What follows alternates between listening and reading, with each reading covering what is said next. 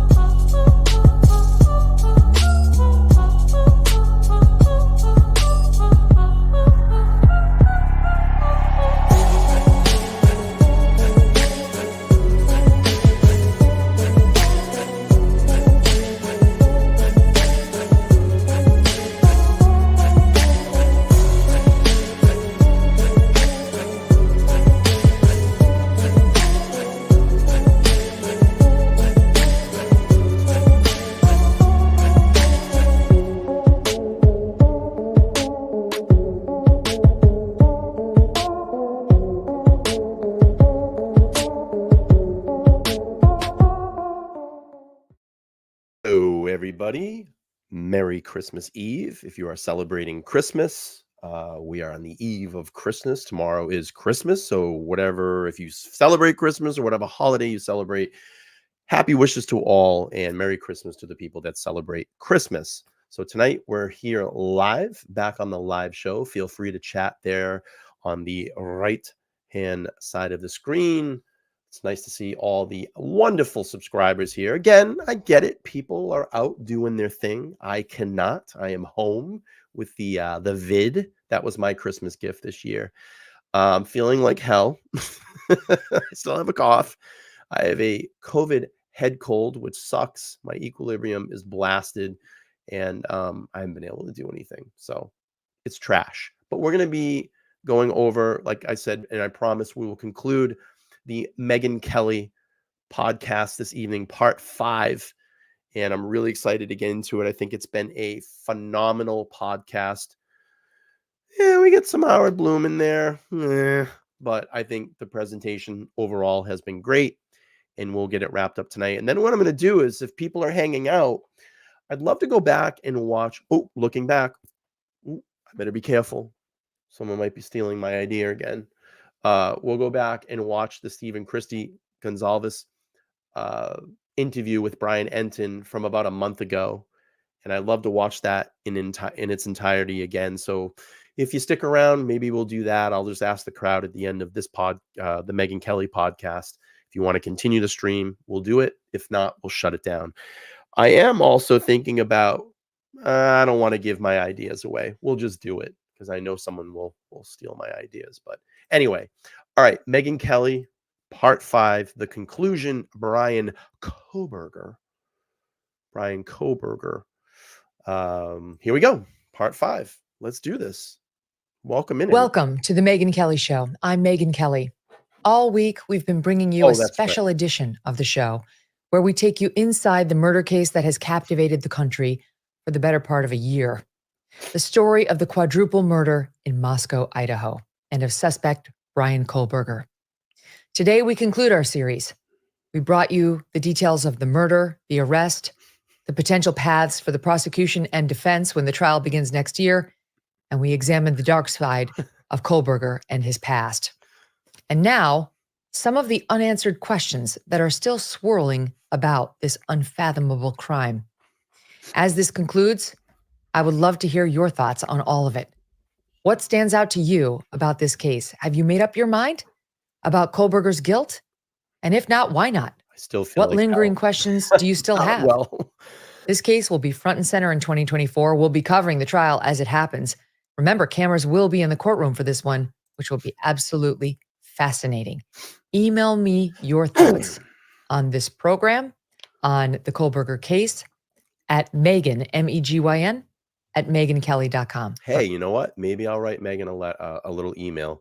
By the way, Megyn, if you're watching this, phenomenal job on the podcast. I've thoroughly enjoyed it. My audience has thoroughly enjoyed it. And hopefully you do another series like this again soon, or maybe a conclusion or something in the middle of the trial, I think would be really good too.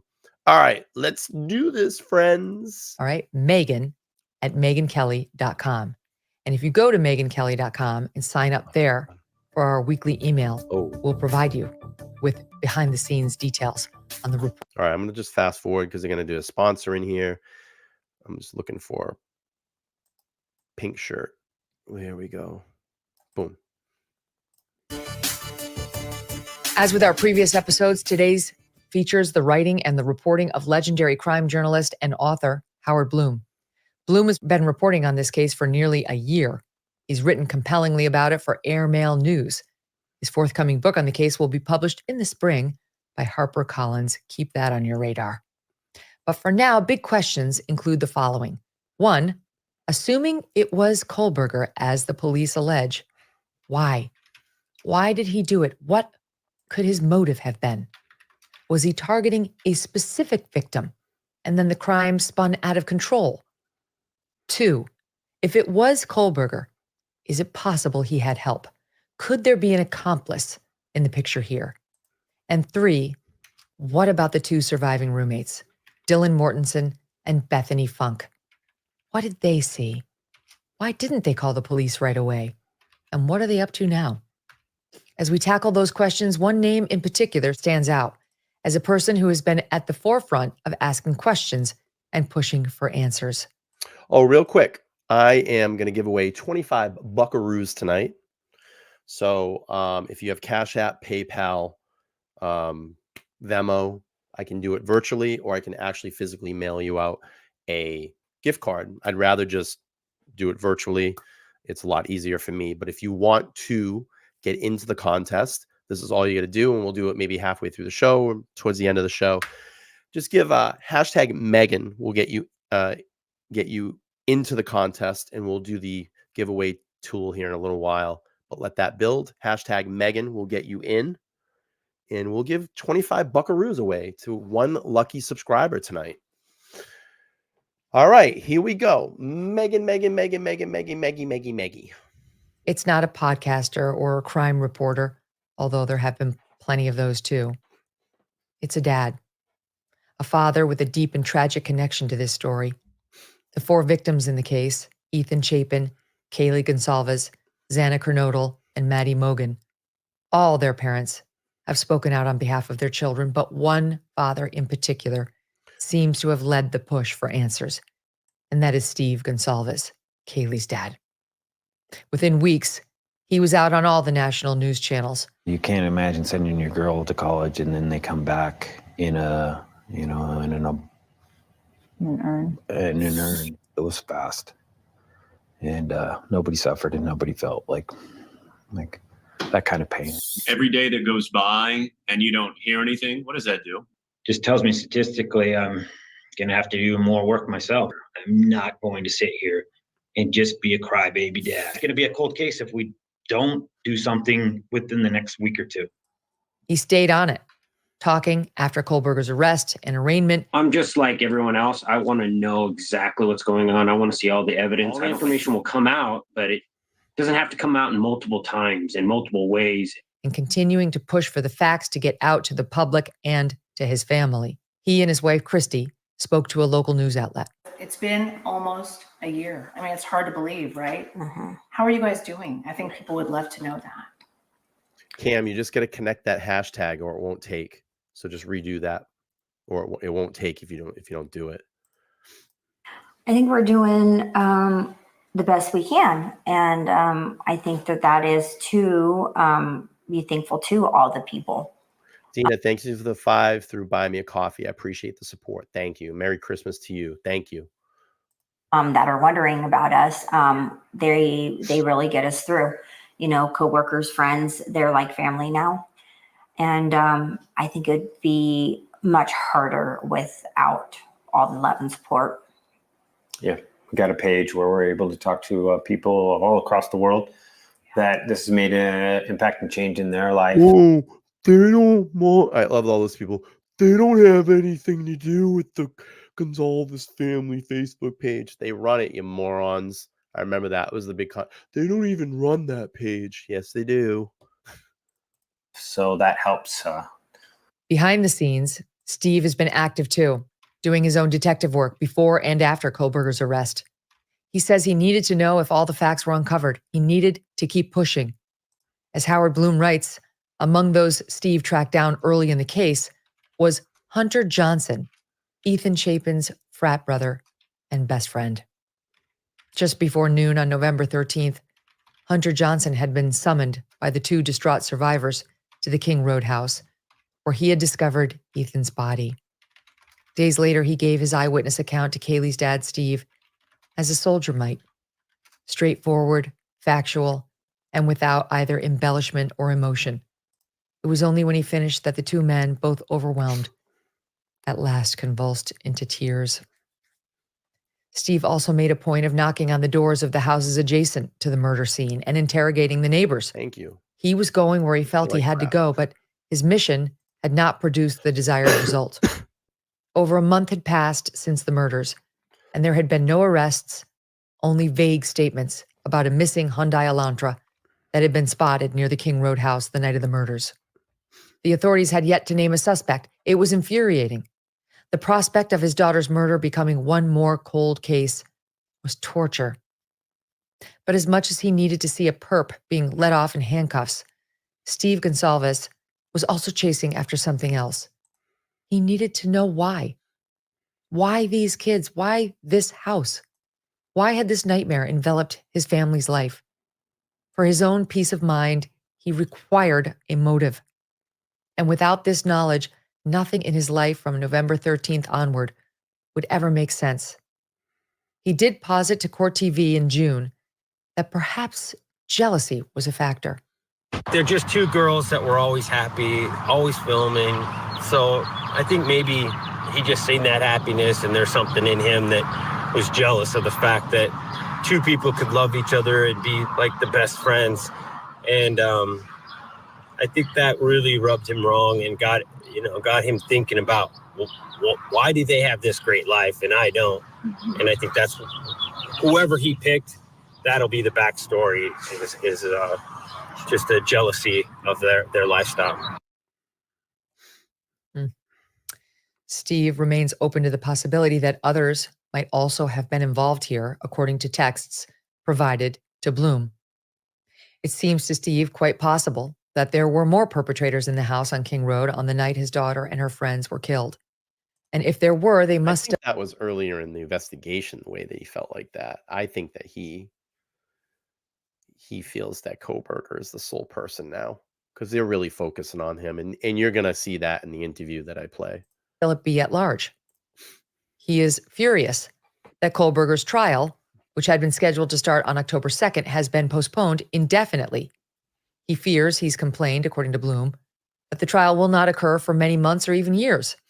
And he's particularly incensed by the no-nonsense gag order that severely limits what the law enforcement authorities, the lawyers, and even the families of the victims can publicly say about the case. It is not just that he deems this a violation of his fundamental constitutional rights.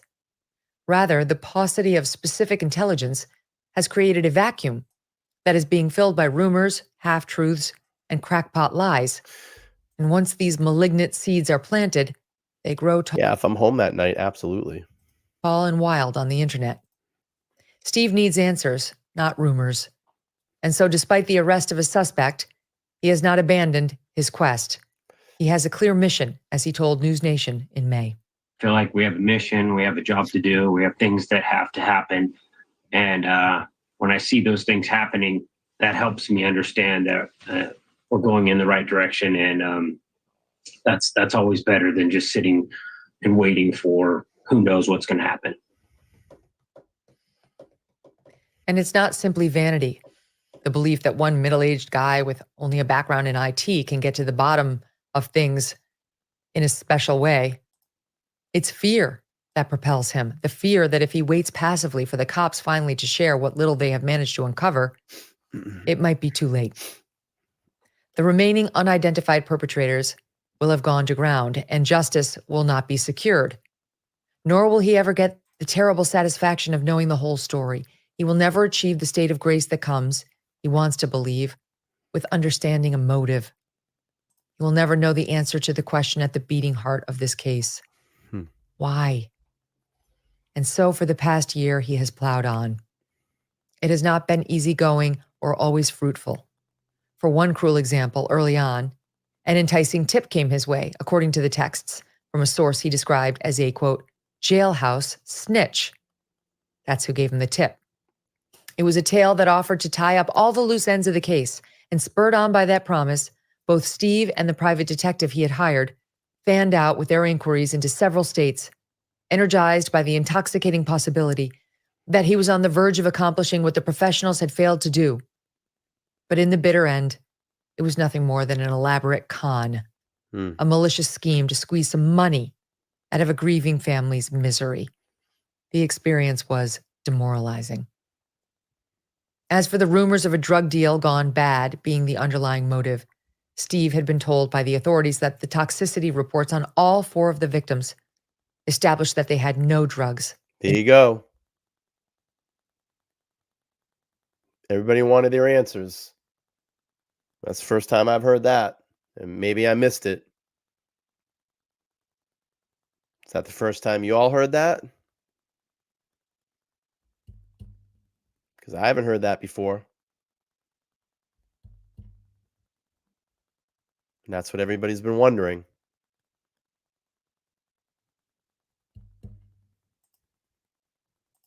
I haven't heard that before. Let's rewind it. Why? And so for the past year, he has plowed on. It has not been easygoing or always fruitful. For one cruel example, early on, an enticing tip came his way, according to the texts, from a source he described as a, quote, jailhouse snitch. That's why I say sometimes these things you gotta listen to these, and like we were figured out last night.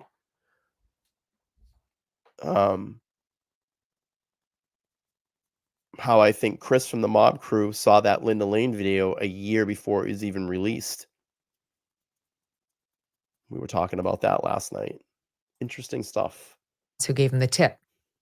It was a tale that offered to tie up all the loose ends of the case, and spurred on by that promise, both Steve and the private detective he had hired fanned out with their inquiries into several states, energized by the intoxicating possibility that he was on the verge of accomplishing what the professionals had failed to do.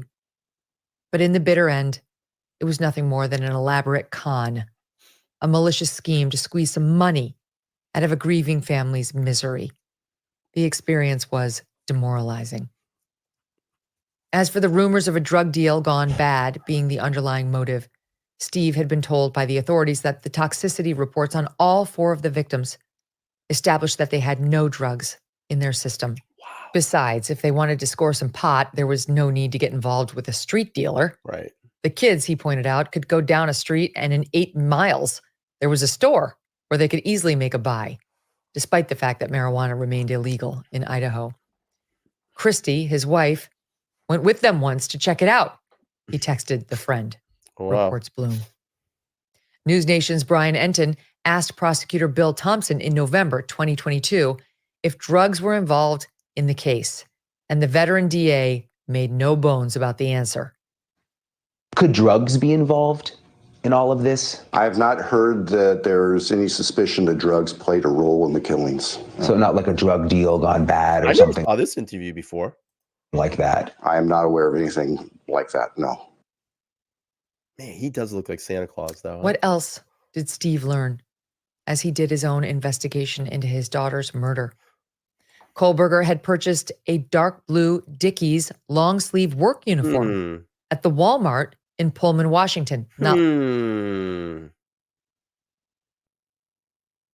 Wonder why he had that. He was going to be a janitor. Why would you buy that? You're going to be a janitor? You're going to be a mechanic? You're going to be Michael Myers for Halloween? Like, what the hell? That's what they're going to do. I'm telling you. In court. Well, he bought that because he's going to be Michael Myers on Halloween. long before the murders was one thing he learned. That's The Ann Taylor's defense. He's going to be Michael Myers. That's why he bought it. authorities had a copy of the $49.99 receipt, and they also now had a theory to explain how Kohberger had managed to escape from the crime scene without a scratch and without leaving an incriminating drop of blood in his getaway car or his apartment. Perhaps he had worn the work uniform during the murders and then had disrobed before he got behind the wheel of his Hyundai Elantra for his circuitous drive back to his apartment. Perhaps, the authorities hypothesized, he had stuffed the work suit into a plastic garbage bag and then shoved it into his trunk. Only authorities could find no sign of the Dickies outfit. The police had looked high and low, but they could not find it, just as they could not locate the murder weapon. They had a receipt for a K-bar knife he had purchased, Bryan, online, months before the killings, but this too had seemingly vanished. And as long as these two crucial pieces of evidence remained unavailable, what the killer wore and what the killer used, Steve feared the building case against Kohberger would remain more open than shut. Even more troubling.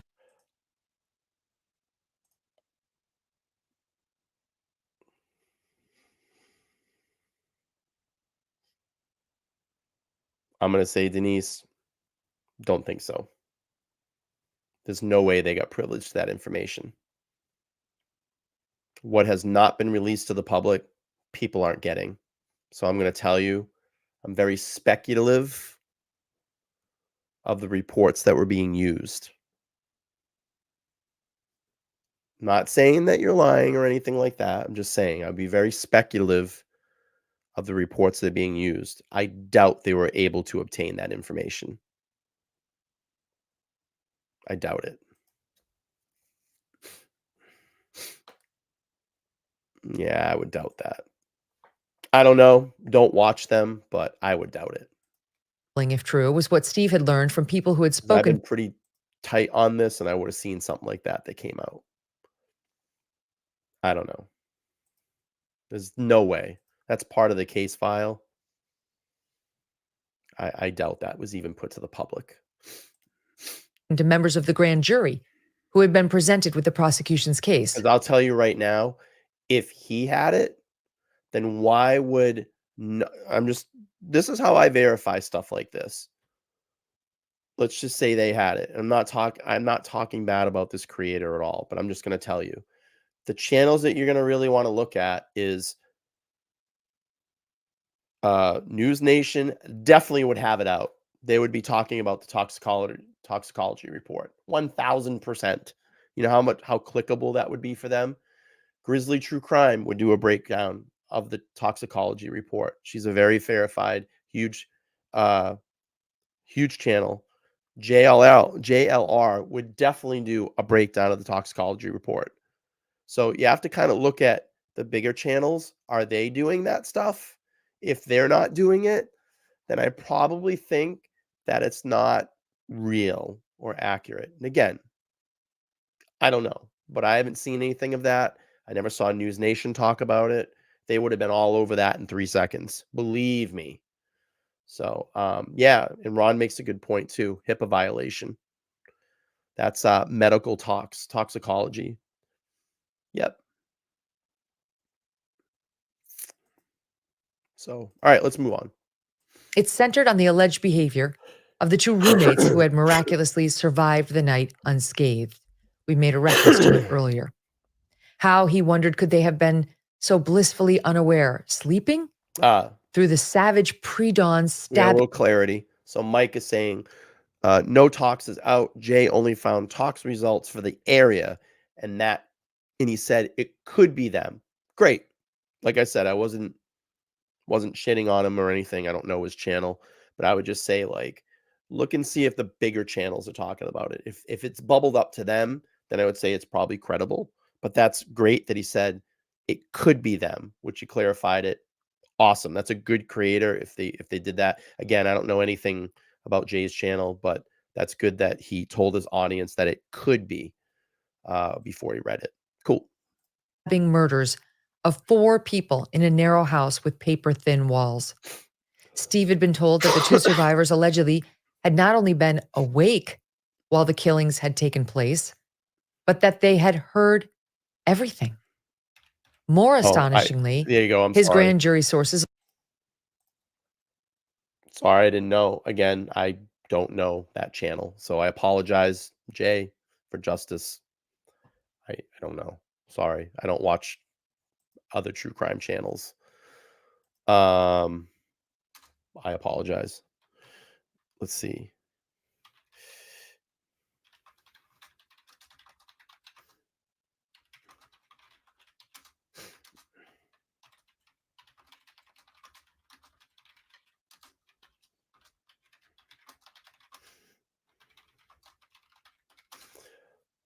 Okay. It was alleged that the two girls had been texting one another as the murderer methodically went from one room to the next.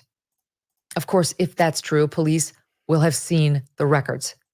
All of those texts will have been recorded. The possibility that two people had a sense of the horror while it occurred and had not acted, calling neither friends nor 911, left Steve floored. Again, this is according to Bloom.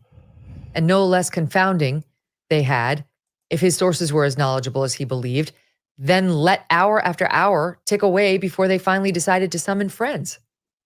It added an entirely new band of mystery to a crime that was already bound by so many unanswered questions.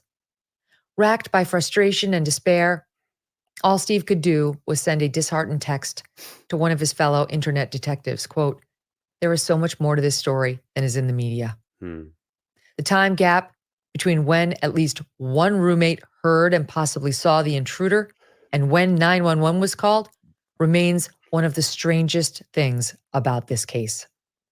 Why neither Dylan nor Bethany, who was also home that night, called 911 until more than 7 hours after the murders remains unclear. In the end, while we do not know precisely who made the 911 call, we know it was not ultimately one of those roommates who called the police at all. It was a friend calling from Dylan Mortenson's phone. Murders around 4 a.m. and no phone call until almost noon. Sure, it was a weekend. College kids, they sleep late and tend to sleep soundly. But we have to go back to the affidavit, where we learned that while roommate Bethany Funk was sleeping through the entire ordeal, at least according to what she told police, Dylan Mortenson was awake. A reminder, here's what we learned, and the initials DM are for Dylan Mortenson. DM stated, this is from the I'm police. glad that she clarified that, because I was getting kind of annoyed in the first two episodes when she was reading from the affidavit. I'm like, just say her name. Like, we all know who it is now. And it was kind of weird that they were like protecting them at first anyway. And it's like, just say their names. Like, we know who they are.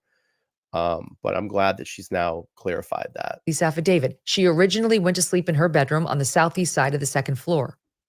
DM stated she was awoken at approximately 4 a.m. by what she stated sounded like Gonsalves playing with her dog in one of the upstairs bedrooms, which were located on the third floor. A short time later, DM said she heard who she thought was Gonsalves say something to the effect of, "There's someone here."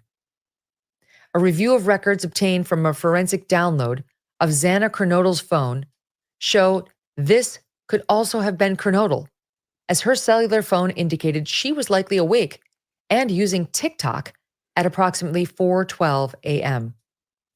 DM stated she looked out of her bedroom, but did not see anything when she heard the comment about someone being in the house.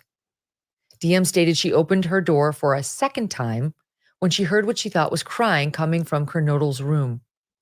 DM then said she heard a male voice say something to the effect of, "It's okay. It's haunting. I'm going to help you."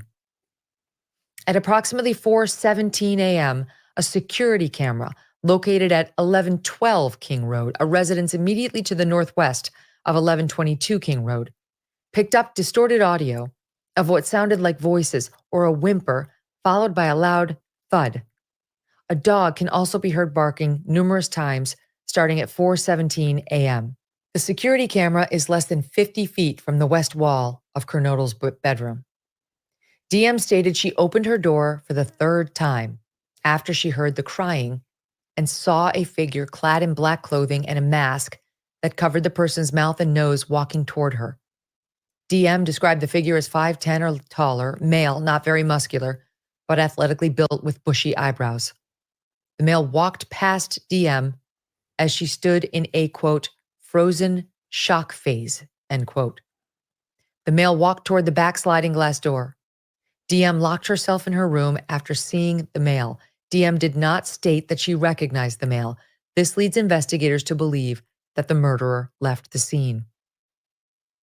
So, a frozen shock phase, that appears to be the phrase given by Dylan to police. I did a huge breakdown on this, the whole part of that PCA that Megyn just read through. If you ever want to go back and watch the stream, I have it all mapped out. I just dropped the link to that. It was actually when Laura used to come up on the panel. It was a really successful stream. We had about 10,000 views on that stream. And it's funny. I'm just looking at all the old names that used to be in the chat. I don't even see half of these names anymore. It's crazy. But that was a really good breakdown that we did. And I don't know, maybe we'll play that at the end of this, because this is only like 40 minutes and I ain't going anywhere.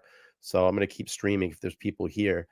If not, maybe we'll play the Christy and Steve interview, but let's play that. I liked our breakdown of that. The idea that I had about the whole, there's someone here and all that. And it was a really good theory that I came up with, and Laura and I kind of hashed back and forth. Let's play this. As outlined in that affidavit, but what else do we know?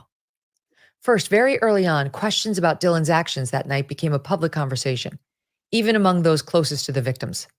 Initially, the attorney representing the Gonzalez family, Shannon Gray, defended Dylan's actions, saying that Dylan must have been scared to death and was still a victim in this case when he called into Fox News in January. No 911 calls. I mean, that raises a great many issues. Annie, thank you for the gift. Janet Oliveira, welcome to the membership. You can go down on the homepage all the way down to the bottom and check out all the members only content. You have access to that now and when we do members only streams. So enjoy that 1 free month. All I ask is, if you're ever gifted a membership at the end of the month, just re-up it. You don't even have to do the $4.99, $1.99. That's it. $1.99 a month, way less than what, a cup of coffee now. And that will get you access to all of the members only content. Is that how are you kind of sorting that together? Well, you remember, she's a victim in this case. You know, she is, everybody kind of forgets that, she is still a victim in this case. And the fact that she was able to give some additional identification, I think, is beneficial to the case. She was able to, give kind of height and build and what they looked like a little bit, bushy eyebrows, things along those lines. And in regards to going back into her room, and she was scared. She was scared to death, and rightly so. But according to the Daily Mail, Ethan Chapin's sister-in-law posted on Reddit that D, which we understand to mean Dylan Mortensen, quote, supposedly called all the girls in the house after crying and screaming stopped, and no one answered. Yeah, I believe and that. She still didn't call the police. She goes on, quote, she needs to explain herself and her actions that night. We talked about, I'm going to play that portion of that stream after this, because this is a really good sticking point, and we had some really great theories about it. Don't have anything more from the sister-in-law on that, but you can bet if she knows something along these lines, she may be a witness. All right, let's do this. We're about 30 minutes into the stream. Let me see the upvotes. We're at 42. Okay, we have about 98 people watching. I need to get the stream to 100 likes. When we get to 100 likes, we'll do the drawing for the free $25 gift tonight. If you want to get into the drawing, to do that, you need to hit hashtag Megyn, and you need to be here till the end of the stream to collect your prize. So that will get you in. But we need to get those upvotes. It's free to do it. Upvote it, get us to 100 likes, and we'll give away this money. All right, I'm going to fast forward this because it's probably going to be a sponsored commercial. Where are we at? Probably right here. Dylan and Bethany did not call 911 remains a mystery to this day, one of the biggest of the case. Perhaps it is what Dylan told police the next day, that she was just paralyzed with fear for 7 hours.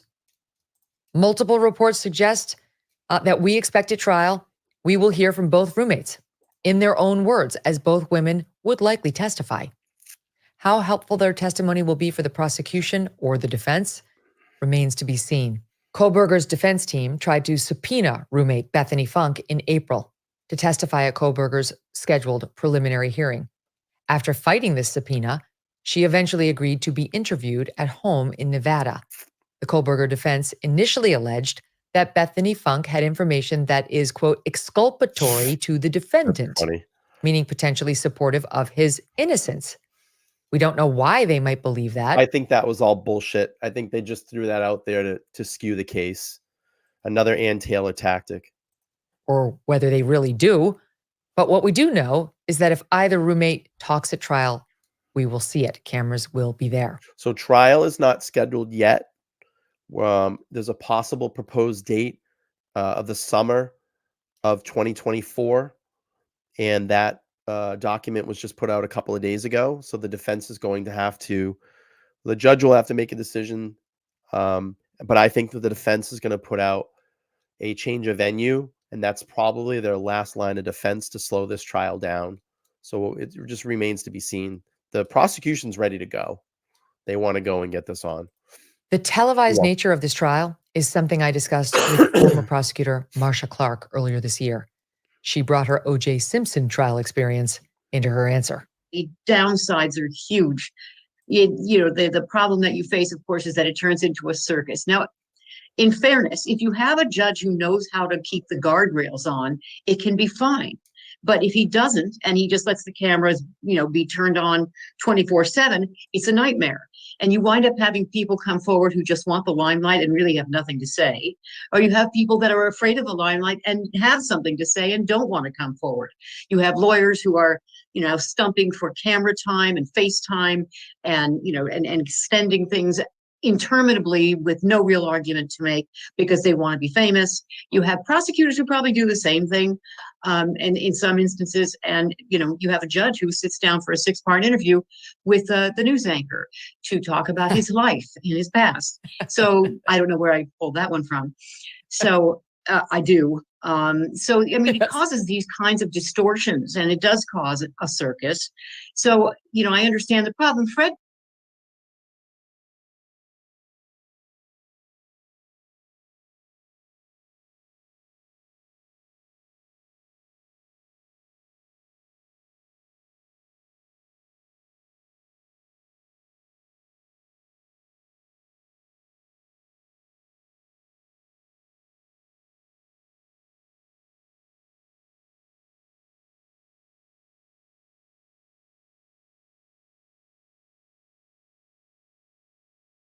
Goldman said, and he changed my mind, but the world would never know. Yep. It takes always one stream when I'm muted. I was saying, thank you so much for the membership. I appreciate it. I know everybody's texting me now. You're muted. I know. I was saying, thank you for becoming a member. And earlier today, I actually did a members only content, and I'm actually released, part of what the new theme song for the opening for my podcast is going to be. So if you're not a member, go down and hit the join button. It's $1.99 to join, and you get access to all those streams. And we talk, I give little nuggets out in those streams of cases that I'm following, or maybe some new information comes in, and you'll get to know that before I go live with it. So it's a good benefit for using the members only. All right, let's keep playing through here. What the evidence really was. The world would never know and bother to read the newspapers after the fact about all of the evidence that we were able to produce. A huge, overwhelming amount of evidence of guilt. He was right. If you have the people moving around in the courtroom, people pay attention in a different way. So, I've come down on the side of having a certain kind of thing where you allow the cameras in the courtroom when the jury is in the courtroom, so that what is disseminated to the public is what the jury sees. But when the jury is not there and you're having hearings about the evidence that should and should not come in, et cetera, that kind of thing, then you should not have cameras in the courtroom. You can have print reporters, that's fine. But having the cameras in the courtroom should be banned when the jury's not there. And with that kind of caveat, I think it's a good thing. In the one Luna's mom, thank you so much for the gift. Miss Smith is now a new member. Welcome to the group. Thank you. Year since the murder. Everyone's being so gracious tonight, so giving. I love to see that. And we're going to give away $25 tonight. If anyone we got a lot of work to do. We're only at 54 upvotes. We need 100 to get there, and then we're going to give away that moolah. Bethany and Dylan have kept a low profile. They have not spoken publicly a single time. We know Bethany lives in Nevada, while Dylan was recently seen in social media posts partying with friends at a University of Idaho sorority and at Halloween parties. Now we turn to unanswered question number 2. How likely is it that Bryan Kohberger acted alone, if he is indeed the perpetrator? Is it possible he had an accomplice or more than one accomplice? Much of this speculation stems from the fact that Kohberger is someone with no known criminal history, and yet in what appears to be his first serious crime ever, he brutally stabs 4 individuals to death, killing them without detection, and commits this heinous act in less than 15 minutes? Initially, one of the storylines that led some to believe there might be another person involved was when Kohberger's defense team filed a motion early on in the case requesting, among other things, information about a potential, quote, co-defendant in the case. This seemed to connect to an early question from Kohberger himself to police in Pennsylvania when he reportedly asked them after he'd been arrested if they had arrested anyone else. We quickly learned, however, that there was no co-defendant, and the prosecution was and appears to be working under the assumption that Kohberger acted alone. And now we look to unanswered question number 3, and it's really the big one. Why? What possibly could be the motive for this brutal and horrifying act? And along those same lines, does any evidence point to any of the 4 victims as being the specific target of the murderer here? On that question, here's what we know.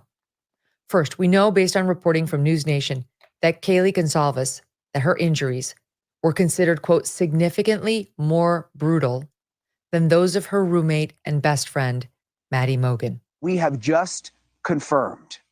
News Nation is learning that Kaylee Gonsalves' injuries were significantly more brutal than her best friend Maddie's injuries, which may end up being a very, very important piece of evidence when it comes to determining who the target was in this attack. Does that indicate a particular focus by the killer on Kaylee? But then again, those murders occurred in Maddie's room, not Kaylee's. In fact, Kaylee had recently moved out. She was only visiting her best friend the night of the murders. So if Kaylee was the main target, how could the killer have known that she was even in the house, never mind exactly where? In September, Kaylee's family told CBS further details about what they have been told by authorities. Kaylee's mom said it appeared Maddie was killed first, and that perhaps Kaylee was awakened by that attack and tried to escape. The bed was up against the wall. The headboard was touching the wall, and the left side of the bed was touching the wall. And we believe that Maddie was on the outside and Kaylee was on the inside. According to Coroner Mabbitt, the killer's first victim was Maddie, says Steve. And then from Maddie, he moved on to your daughter. You believe she had awakened at that point? Yes. Yeah, there's evidence to show that she awakened and tried to get out of that situation. The way the bed was set up is what... She was trapped. She was trapped. There are reports of defensive wounds found on Kaylee's body, on Xana Kernodle's too, reportedly. Yeah, she fought. No such reports about Ethan or Maddie. No. But what does any of that mean for motive or targeting? No, I'll address that right now. Nope, I don't think they're involved. Nope. You would have heard something by now. The prosecution would have dug right into that. They would have found evidence. That's the thing. You have to think, this has been a year, okay? So this is like these things that they talk about. Co-defendant, did he act alone? Was it the university? Was it the devil people? You know, all those theories have been spun on. Bryan Kohberger, you know, we're releasing all the body cam footage in Kohberger. I have the file, the case file. I'll be doing that soon when I can start breathing a little better to read. Kohberger's not involved. I've looked at the case file. I have it. You know, Bethany and Dylan, you would have heard something by now. It's been a year. They would have tore them down, and one of them would have cracked by now. They're young. You put them in a room and you start talking to them, they're gonna crack. So no, I don't think they're involved 100%. This guy acted alone. I think people have to understand what a K-bar knife is and what it can do. A K-bar knife is a military issued weapon of death. That is the last line of defense for a Marine or a Navy person, naval. I don't know. What is the proper for Navy? I'm sorry. I'm sorry if I've offended anybody. That's their last line of defense. If their combat weapon it goes down. And that is a brutal killing machine. It is so sharp that it would not take much pressure to get it into anything. I've held one. I've done a stream about it. It's an instrument of death, and it can be used very quickly, and it's got some weight to it, and it would not take much. I can tell you that. A couple plunges into the chest, it's not going to be good. And you got to think, especially, if you're sleeping, you're unaware that someone is there and they pop up and just start brutally stabbing all over the place. It would not take much. So the 15-20 minute time window, I think he could 100% do it, because he did. Kaylee's parents told CBS News they believe an Instagram account belonging to. Thank you. So I apologize if I offended anybody that is Navy, and I should know that. I have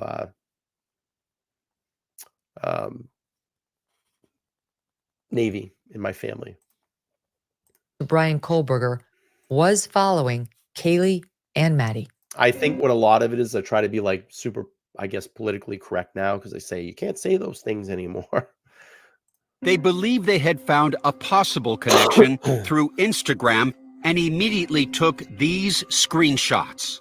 From our investigation of the account, it appeared to be the real Bryan Kohberger account. Among the people this account was following were Maddie Mogyn and Kaylee Gonzalez, in addition to several people with the name Kohberger. However, that has not been corroborated, and others have disputed it. In court, they'll have to prove it. Oh, excuse me. But whether there was a connection or not still does not explain motive. If it was Kohberger, why did he do it? As we told you in episode 3, Kohberger was a criminology student. Well, I did an experiment one time where I went through an automated car wash, and I think they were trying to narrow it down to like 9 minutes. I think he had more time. Yeah, I think he had on average about 15 minutes. But I did a 9-minute, because they were like, no, it's 9 minutes. And it in a automated car wash is 9 minutes. And when you actually sit through 9 minutes, it's a long time. Even if it was just in 9 minutes, it's a long time. So his past several years had been spent studying crimes in detail. While at DeSales getting his master's degree, he posted a questionnaire to Reddit, which we went over. Foreman, yeah. In retrospect, it appears ominous. Thank you. Hello, my name is Bryan, and I'm inviting you to participate in a research project that seeks to understand how emotions and psychological traits influence decision-making when committing a crime. In particular, this study seeks to understand the story behind your most recent criminal offense, with an emphasis on your thoughts and feelings throughout your experience. To the average citizen, these questions may sound bizarre, but experts say it is not unusual for criminologists to want to better understand the criminals they study. Or maybe it's just the reason many criminals commit a murder. Maybe that's what was at issue here. Psychosis, rage, jealousy, untreated mental illness, or evil. All right, let's speed this up, because we're going to get a sponsor. Let's see. Pools. Ooh, nice pool. All right. Pink shirt right there. Got it. As Howard Bloom writes at the end of one of his many excellent pieces on this case, maybe it was a matter of deep-seated envy and resentment from a man whose life had been plagued with anger, disconnection, and an inability to feel human. Yeah, I guess. As Bloom writes, he yearned for the fun he saw at that house. Can you imagine looking at that wild night all the happy frivolity from some hideout in the shadows, and at the same time knowing deep in your dark heart that you would never be a part of anything that exuberant, that beautiful.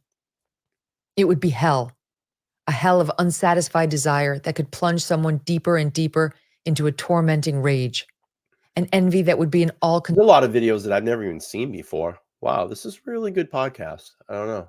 Did you all see any of these videos before? A lot of these I haven't seen. Consuming sickness. And in the end, there would be no way out, just the deed. The boots. There are other questions that remain in this case, like where the murder weapon is, as we've gone over, and the clothes he must have worn. So far, we believe the police may not have any of that evidence. Perhaps they were dumped along the oddly circuitous wooded drive Kohberger allegedly took from the murders back home to WSU. As we look back on this case and this week, I want to leave you with some final thoughts from past guests who have been on this show about this case, this suspect, and what is to come. Couldn't imagine him not leaving DNA behind because it's such a violent crime scene. He stabbed 4 people multiple times, and the chances of either the knife not slipping and cutting him or one of those victims fighting back and potentially getting his DNA under their fingernails or just dropping a single hair seems highly unlikely to me. The toughest things, the sheath, if I'm the defense lawyer, does not bother me because you can have an explanation for that. There's an innocent explanation for that. If it's on the button, somebody else had the knife, obviously some other person. The bushy eyebrows, that doesn't bother me. If in fact, as you posit, that there is victims' DNA in his apartment, that's a real problem. I don't know that it's game over, but that's a real problem. When people hear DNA nowadays, they do get that. Largely, it goes right. And largely, it doesn't tag somebody else. It doesn't tag the wrong person. And I'm sure they're going to be very careful in handling the samples. I would imagine, knowing that that's going to probably be the most significant evidence that they get. Marsha was like, they didn't handle him well in my case, and we lost. You're talking about the defendant's DNA all over the room, the victim's DNA in his room, that sort of thing. That kind of combination I think it's a knockout punch if that's what they come up with. When those handcuffs went on him, essentially, if he's the guy, his life is over. Life as he knew it is gone. Your level of confidence on a scale of 1 to 10 that they've got the right guy and he'll be convicted. Let's go down the line. Phil? 10 plus. Wow. Bill? 10. Mike? 10 plus. And now my final thoughts. I believe Bryan Kohberger committed this crime. Yeah. A life of darkness, deep unhappiness, and of being mentally unwell, likely all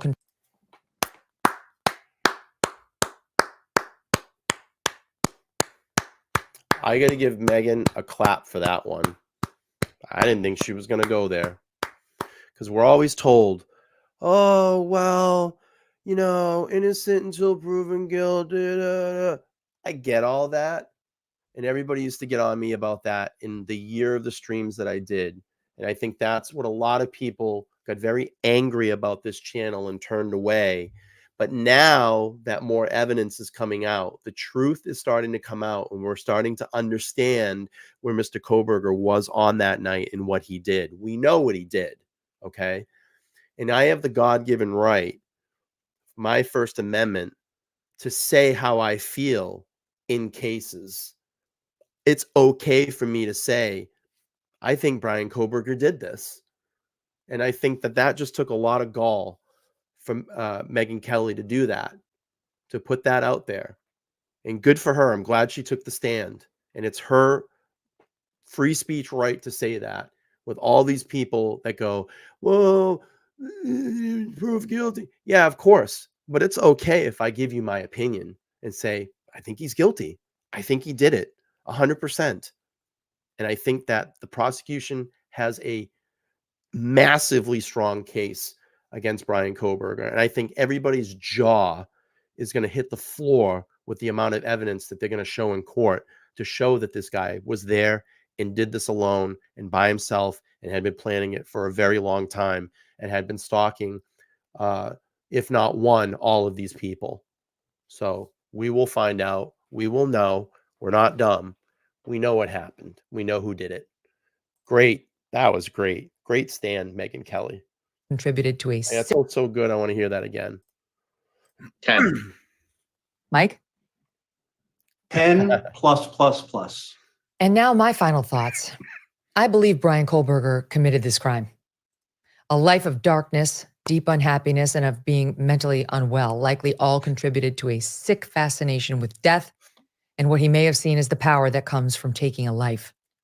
The phone, car, and touch DNA evidence may be enough, particularly when coupled with the fact that back home in Pennsylvania, Bryan Kohberger was disposing of his trash in the neighbor's garbage cans. Yeah. And when police effected the arrest raid, they allegedly caught him wearing gloves, stuffing his own garbage into little Ziploc baggies. Who does that? Right.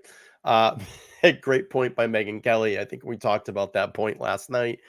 Really good stuff. By the way, we are 30 likes away from the giveaway. We got a couple of giveaways that we're going to do tonight. I'm going to give away $25 for Christmas Eve. I want to give that out to one lucky subscriber here. Maybe you can buy some gas or some food or, just to help someone out. So when we get to that 100 when we get to the 100 likes, we'll do that. If you want to get involved, what you need to do is hit hashtag Megyn. That'll get you entered into the contact, but you also, if you haven't already, smash that like button. Okay, let's play the rest of this, and then I'm going to play that stream, that section of the PCA about the night of what happened. I want to go over it again and just see what my feelings were. It was a very good stream. And again, this was many, many months ago. Things have changed. Information has changed, but I want to see how accurate and how close I think that we were to a theory there. But this is not an easy case for prosecutors, notwithstanding those facts. The killer was careful. No murder weapon, no bloody clothes. There are some indications that no additional DNA has been found to link Kohberger to the crime scene, nor any link from the victims to anything found in Kohberger's apartment. The eyewitness here, the roommate, has only an amorphous description. The killer's medium build and his bushy eyebrows, which will not be enough to qualify as a definitive ID. The car and phone evidence will be mercilessly attacked and picked apart at trial, as will the one minuscule spot of touch DNA on the knife sheath. The jury may wind up confused. That's a defense attorney's goal. In short, the prosecution likely needs more. Maybe they have it. They have held their cards very close to the vest in this case, and certainly the defense would not be leaking the most incriminating evidence against their client Kohberger. In death penalty cases like this, however, jurors sometimes like to have zero doubts, even though the legal standard, of course, is beyond a reasonable doubt. Does the prosecution have enough? PCA stands for probable cause affidavit. That is the arrest, essentially the arrest paperwork. To meet this burden. It's not yet clear.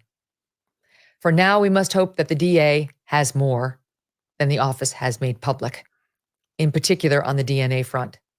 And as we wait, we keep the victims' families in our prayers. Kaylee, Maddie, Ethan, and Xana.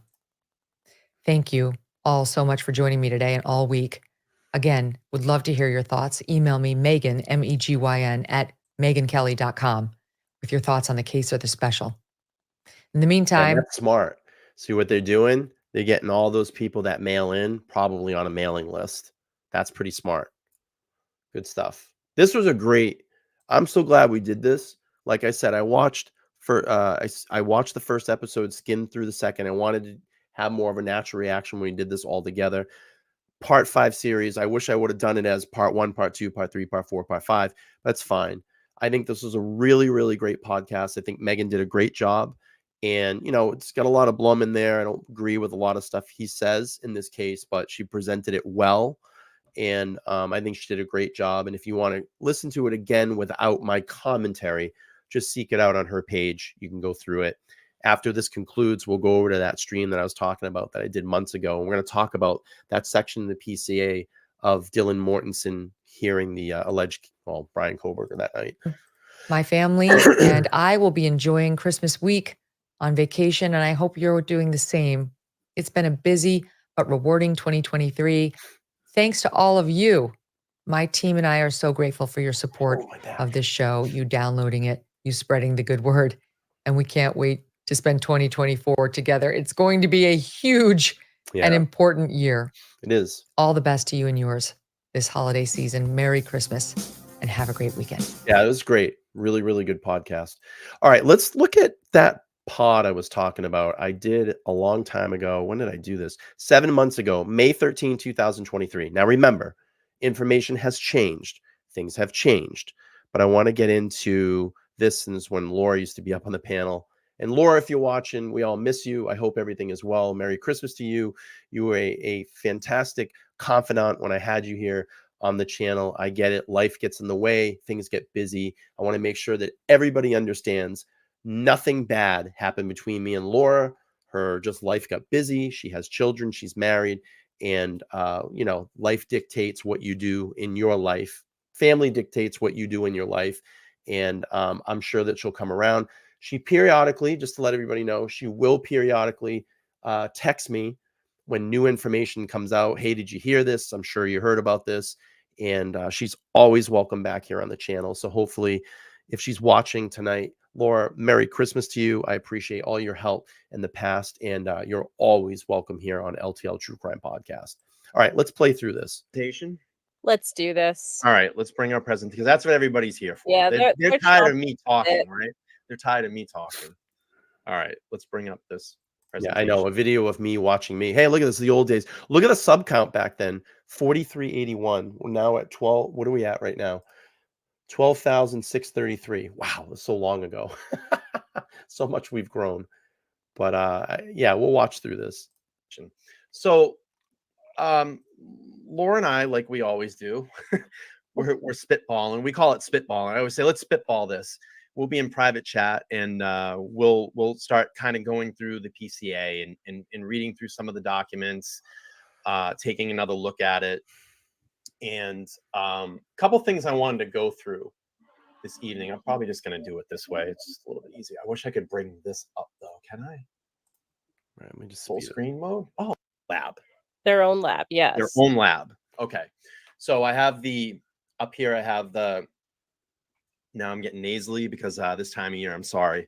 I have the court document here of the search warrant that was pulled on their lab. So it goes here, it says, having given me proof upon oath the day showing the probable cause established grounds for issuing a search warrant and probable cause is to believe that consisting of a Seagate 2 terabyte external USB hard drive and under serial number for evidence regarding the investigation into the crimes of homicide of Maddie, Kaylee, Xana, and Ethan, 1122 King Road, Moscow, Idaho, including. Okay, so that's one item that's mentioned. One item of the search warrant. So they've taken these items, they have his phone, they have this 2 terabyte external hard drive.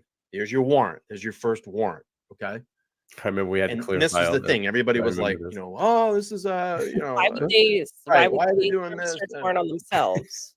So here, if you look to the left, property found and taken from the location, USB external hard drive, serial number, and Bryan Kohberger's phone. Phone data. Right. They're looking for data. They're looking for records. They're looking for written communications, WhatsApps, Facebook, Instagrams, third-party applications, Kik. You all can read the things that they're looking for there. Okay. So when you take a search warrant and you collect evidence, that's the items that you're taking. Now, what do we have to do?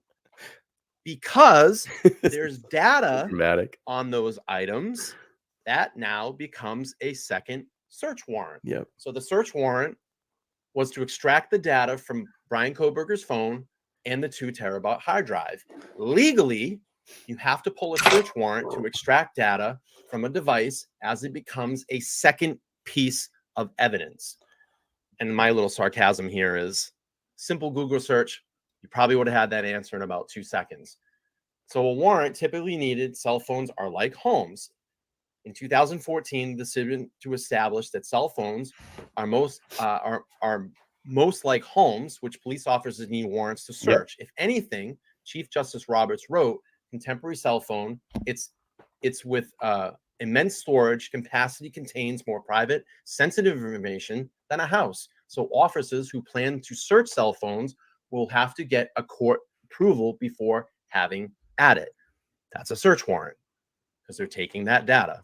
I remember this too. It's when I only did live shows Sunday, Tuesday, Thursday at 8. I only did 3 nights a week. Am I wrong? We're going to get to the encounter. That's straight from the Supreme Court. So the phone, the physical phone itself, the physical hard drive itself, they're pieces of evidence, but they need to also, I mean, whether or not they absolutely positively needed to get that second search warrant to get the data from everything, they may not have needed it. However, I mean, dotting their I's just covers their ass. Exactly. They're saying, we're going to get this information, this data off both of these devices lawfully. So that's the purpose of them serving a search warrant on themselves. They had something in the possession, and it's covered by the Supreme Court. They've said, you know, do your due diligence. So anybody say, I mean, there's been some sloppy things we've seen, but this was just them covering their butts.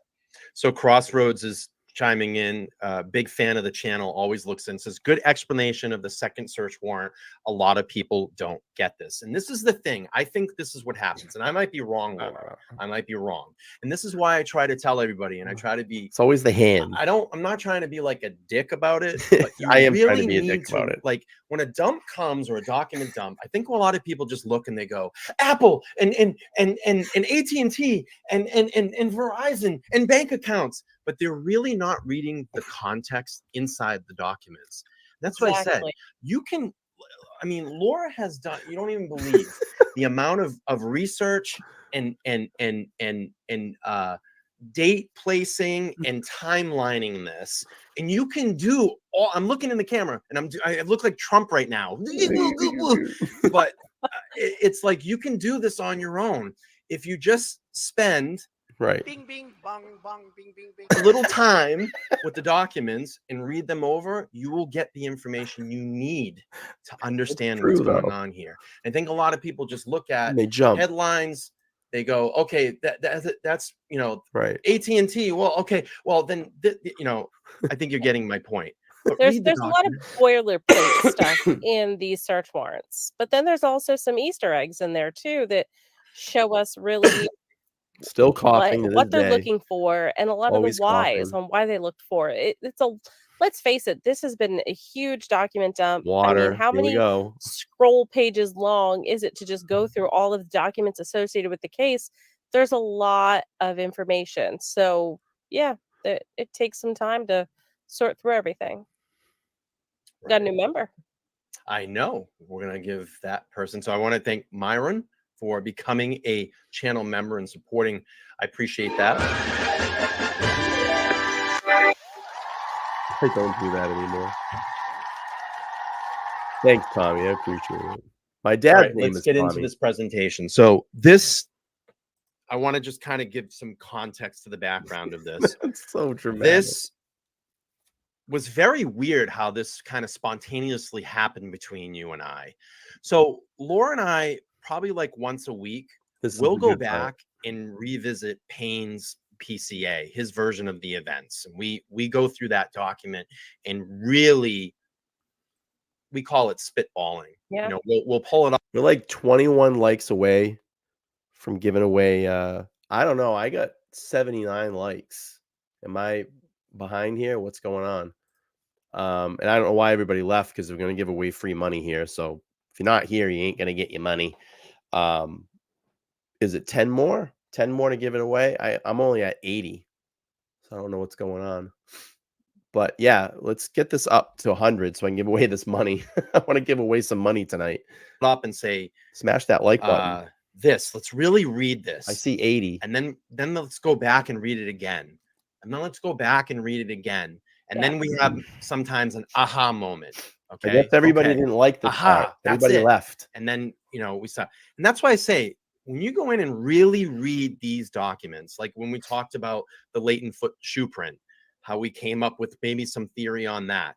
And you're going to hear probably a little bit of that in this presentation as well, too. I think we have a new way about it, maybe another angle, but it's all. There's things we don't. All right, let's get to on the facts. In our opinion, right? Based upon the facts. All right, so let's pull this up. Here we go. Call this the chilling encounter. Okay, good thumbnail. Chilling encounter. And we also have to remember there's things we don't know, but we can take a step back and say, well, that probably happened, or what really happened inside this house. Right. So that's where we got to this part.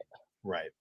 So at approximately 4 a.m., so we have the DoorDash, we have Xana, and I'm going to read this, and I know everybody's just coming in. We're watching a stream that I did back in May 13, 2023. Again, things have changed, but the reason that we're going back and revisiting this is we just watched Megyn Kelly part 5, and she did a very exclusive deep dive into this portion of the PCA, and I wanted to see how my stream back then lined up with what Megyn Kelly talked about. And Laura and I at the time, was a panel guest that used to come on and hang out with me. We had a really good theory as to what all that language was in the PCA. There's someone here, we heard a noise, all that stuff. So I think it lines up pretty well, and I'm just curious to review it and see what we said back then. Let's keep playing. Just kind of heard this, but I want you all to really focus. I want you to all really just listen, even if you have headphones on, close your eyes, just really listen to me talk, because this is where it kind of all came together for us the other night. So DM and BF both made statements, and this is probably the most important piece here. DM and BF both made statements during the interview that they implicated the occupants of the King Road residence were home by 2 a.m. and asleep by at least in their rooms by at least approximately 4 a.m. This was at the exception of Xana, who received a DoorDash order at the residence at approximately 4 a.m. Law enforcement identified the DoorDash delivery driver who reported the information. Okay, so DM stated that she originally went to sleep in her room on the southeast side of the second floor. DM stated that she was awoken at approximately 4 a.m. by what she stated sounded like Gonzalez playing with her dog in one of the upstairs bedrooms, which were located on the third floor. A short time later, DM said she heard who she thought was Gonzalez say something to the effect of, "There's someone here." I'm going to repeat that again. Okay. DM said she heard who she thought was Gonzalez say something to effect of, "There's someone here." A review. Now listen, everybody. This is where this was the moment between Laura and I. A review of the records obtained from the forensic download of Xana's phone showed it could have been Xana, as her cell phone indicated she was likely awake using TikTok app at approximately 4:12 a.m. So that's a piece of the puzzle. Go ahead, Laura. So I've asked myself, why include that? Why is it even relevant that it could have been Xana? How does that play into part? And obviously they were very purposeful with what they put in the PCA because they don't want to show their whole hand. So why would they put that in there? Because I bet if we sit and think, by 4:12 a.m., given the timeline, most likely the third floor occupants, Kaylee and Maddie, were either already deceased or mortally wounded. And they believed that it was Xana. Dylan thought it was Kaylee, but law enforcement are trying to say it was probably Xana because the two upstairs were probably gone by then.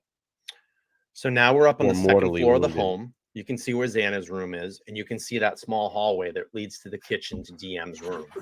Okay, so this is what I think. I think Xana's walking towards the kitchen, possibly using TikTok on her app, looking down at her phone, or maybe sitting in that little seating area, because we know to the left was like a little living Sectional room, couch, yeah. sectional or something that was there. So let's say Xana's walking towards the kitchen, maybe to dispose of the DoorDash bag, because we know that that bag was found. We don't know if that was a week before or that night. Okay. We don't know if that was the bag, if the one that we've seen in pictures. Right. Boom. She encounters the suspect. Okay. Located on the 3rd floor, a short time later. Oh my God, it just sounded really Boston. DM said she heard who she thought was Gonzalez say something to the effect of, "There's someone here."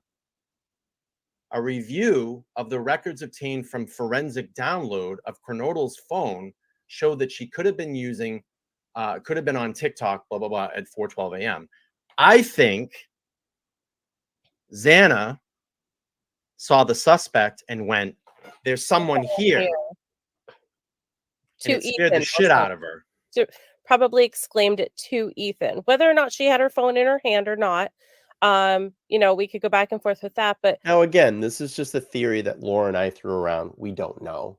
But it was a pretty good theory for the time with the information that we had. And it's still a possibility that this could have happened. I think we talk in here, too, about DM and BF, Bethany Funk and Dylan Mortensen texting. I think we've tried to figure that out as well, too. Actually, we do figure that out, and it is in this stream. And I'll show you why. 4:12 a.m. on TikTok yelled, "There's someone here," because she saw somebody in black either on her way out to the kitchen, her way back from the kitchen. Like we said, we don't know if that was the DoorDash bag from that evening, but it could be that she made it out to the kitchen and saw somebody, or without knowing if there was a DoorDash bag elsewhere in the house, we can't really go from that. But it's very plausible that on her way back, she saw someone, yelled to Ethan, "There's someone here," tried to get back to her room. Okay. So now we're there. Let me get this next slide. She bolts back to the room. Oh, did I lose you, Laura? Hang on. No, I'm still. Oh, there. Hang on. Let me get you back in the view. Oh, well, we're all over the place now. All right, bear with me. I'll get this. Where are you? I'm still here, but I'm not here. There we go. All right. So now she takes off towards her bedroom. Okay. Suspect in tow. Bryan Kohberger. Follows to the bedroom. Kohberger. Now you got the bedroom. Now we don't know exactly where it could have happened in the bedroom. I think that. So now it says DM stated that she looked out her bedroom, but did not see anything when she heard the comment about someone being in the house. DM stated she opened her door the second time when she heard. This is a good theory. I like this theory. I still kind of stand by it. I didn't realize how good it was. In my opinion, I think it's pretty good. That's what got Dylan Mortensen to look out that door the first time. She thought was crying. And by that time, they had already been back in Xana's room. So she didn't see him. Coming from Xana's room. DM then said she heard a male voice say something to the effect of, "It's okay. I'm here to help you." Kohberger's already down there. Now we think this could have been where there was the struggle inside Xana's room. Go ahead, Laura. Where she ran back into the room. She said, "There's somebody here," runs back into the room. Ethan's like, "It's okay. I'll help you." And that is when they were attacked. Okay. Now, attack has already happened. Suspect is back, going back towards that sliding glass door. You now come back into the hallway. DM's room is to the left. Possible point of entry and exit is to the right. DM stated she opened her door for the third time after she heard crying and saw a figure clad in black clothing and a mask that covered the person's mouth, nose, and walking towards her. DM described the figure as 5'10" or taller, male, not very muscular, but athletically built, and bushy eyebrows. The male walked past DM as she stood in a frozen shock phase. The male walked towards the back sliding glass door. DM locked herself in her room. After seeing the male, DM did not state if she recognized the male. This leads investigators to believe that the murderer left the scene. So now if we come into the kitchen and we're looking towards DM's room, you have the latent shoe print. You have the other arrow on the floor that's pointing to the sliding glass door, and you have DM's room. During the so we're going to get to the point of why we think all this is, because people are like, where are you all? During the process of the crime scene, investigators found a latent shoe print in the circle. This was located during the second processing of the crime scene by ISP forensic team, first using the presumptive blood test, amino black, protein stain that detected the presence of cellular material. The detected shoe print showed a diamond-shaped pattern similar to the pattern of a Vans-type sole shoe outside the door of DM's bedroom, located on the second floor. That is consistent with DM's statements regarding the suspect's path to travel. Do you want to take this one and why you think the shoe print got latent? Well, given the information we've had, the police, when they searched the home, they encountered Xana's body first, leading us to believe that she was in the doorway, just inside the room, and then Ethan would have been further into the room. I know there's also talk that Ethan was found in the bed, and Xana was most likely found on the floor. Which would make sense, because if he was slashed, which we've heard he was slashed, we don't know where he was slashed. If he fell onto that bed and say his throat was slashed, he would bleed out. That's how you would get the blood drain down the wall. Or, figuratively speaking, that's a lot of blood.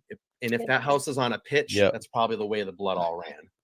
And if Xana was attacked without being in bed, there is a better chance that the suspect would have blood on them, especially on, from the knees below, because when you're next to a bed and you are attacking someone, the blood most likely won't get on your knees down as much as it would if somebody was just standing there or whatever. So therefore, there would have been blood that got on the suspect.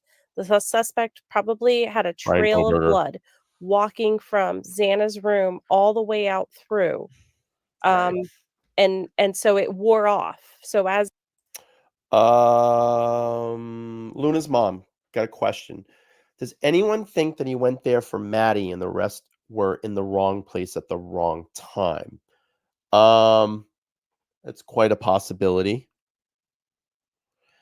But it seems to me, and that would make a lot of sense to prove this theory. Because let's say he just went there for Maddie or Kaylee. He went all the way up to those top steps first. And then when he came down, this is actually proving my theory right now of what we call the encounter. He didn't know that Xana and Ethan were there. Let's just say he didn't. That's what makes this theory possible, that he encountered her in that kitchen and was like, shit, and then chased after her, and that was her shouting, there's someone here. Xana runs back. Ethan's there. Now he's got two people he's got to take care of. Ethan's in the way. Might have slashed the throat. Jumps on Xana. Gets her. That causes the commotion. Dylan Mortensen looking out the door. Goes back in. Looks out again. Goes back in the third time. This kind of proves this theory. That's a great question.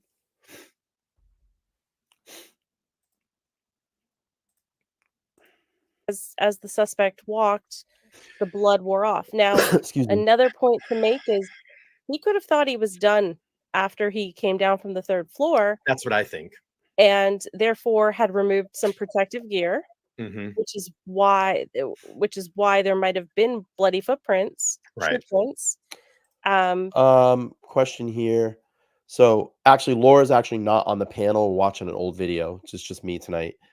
This is back from May, but this is a great question. She says, what do you think that Steve G meant when he said they didn't have to go upstairs? Do you think maybe Bryan went in on the first floor where Bethany was? No, I think that was just a natural reaction to Steve. I mean, his daughter had just been brutally murdered. And I think it was just a natural reaction to say something like, you know what, you just didn't have to go upstairs. Meaning like, you didn't have to do this. You got to remember that was still fresh. It was only 3 weeks out.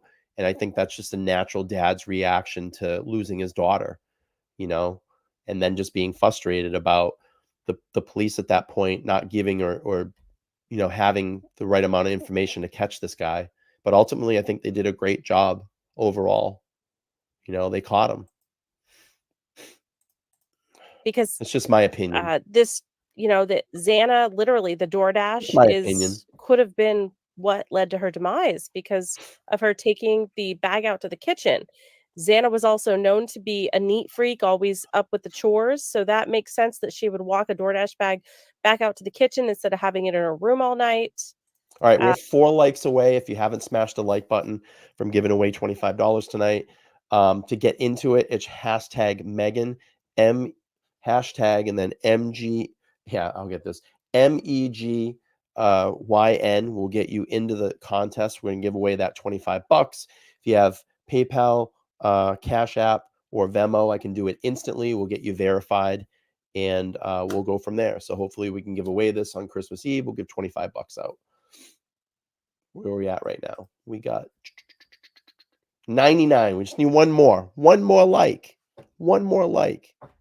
And then after that, we'll collect the hashtag Megyns, get you into it, and we'll give this away. Do we hit 100? 101. Perfect. All right, let's stop. This is a good point to stop. I'm going to give them a minute to get their last minute hashtags in. I will play the let me do a timer if I can find my timer. 1 minute stopwatch.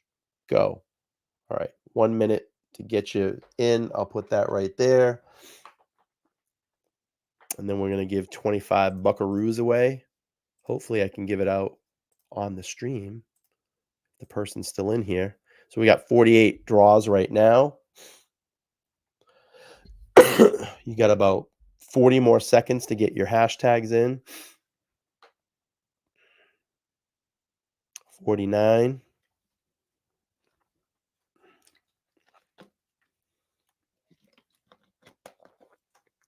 Yeah, good luck to everybody. Let's give a Christmas gift away.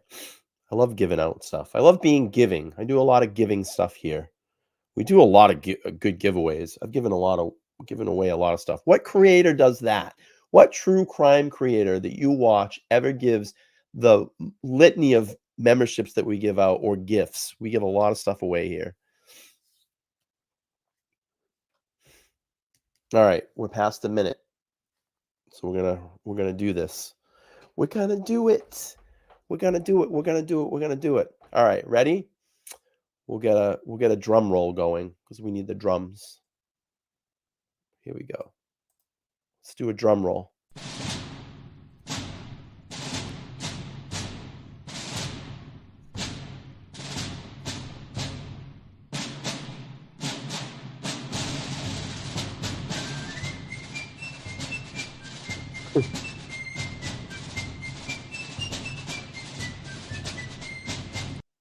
All right, congratulations. Let's go. Let's do this. Here we go. Rolling the dice.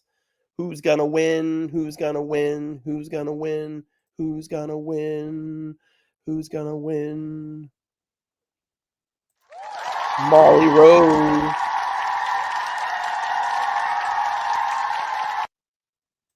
Molly Rose is the winner. Are you still in the room, Molly Rose? Let us know if you're in the room. Hopefully she's still here. We can get this done quickly. Carrie with the 5 gifted. Thank you, Carrie. Welcome new members.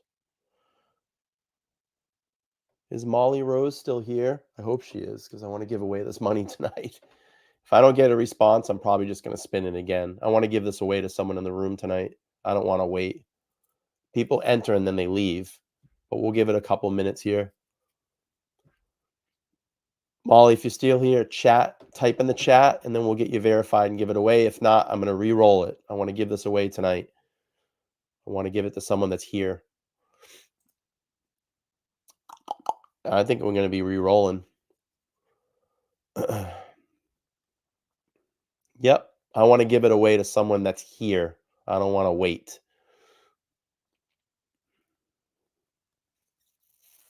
We'll give her another 30 seconds, and then we're gonna spin it away. We're gonna give it away tonight. Give it away, give it away, give it away now.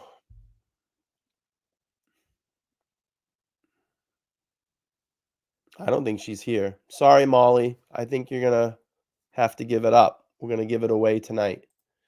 All right. Let's do it again. If you haven't entered, we'll give everybody another minute. We restarted the clock, minute countdown, and that's going to be for Molly's countdown as well. So 1 minute, and then we're going to respin, and we're going to give this money away. And if someone's not here, I'm going to respin it again until I give it away to someone that's in the room, because I want to give this away tonight.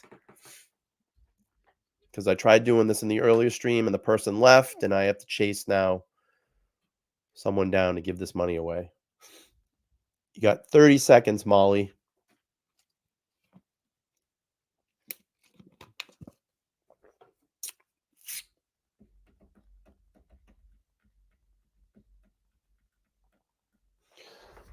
Spin, spin, spin. Hopefully you all have either PayPal, Venmo, or Cash App. I can just do it quickly that way. I don't have to mail out an actual card. All right, 4 seconds, and then we're going to do it again. Molly, I'm sorry, you missed out. We're going to give this away tonight. All right, here comes the respin. 1, 2, 3. Here we go. Let's do another. Let's do a drum roll. Let's do the drum roll again. I like the drum roll.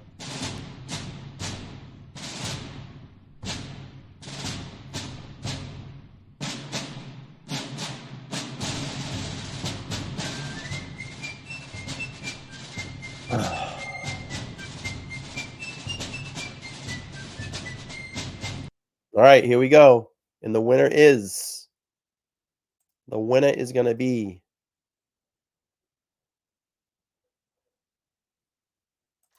Donovan. Are you here?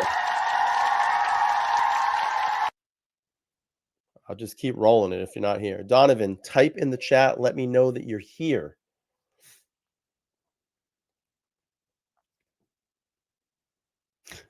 Yes. Congratulations. All right. 25 buckaroos going to you. Good job. Do this. Reach out to me. Here's my email. We'll get you verified by the end of the show.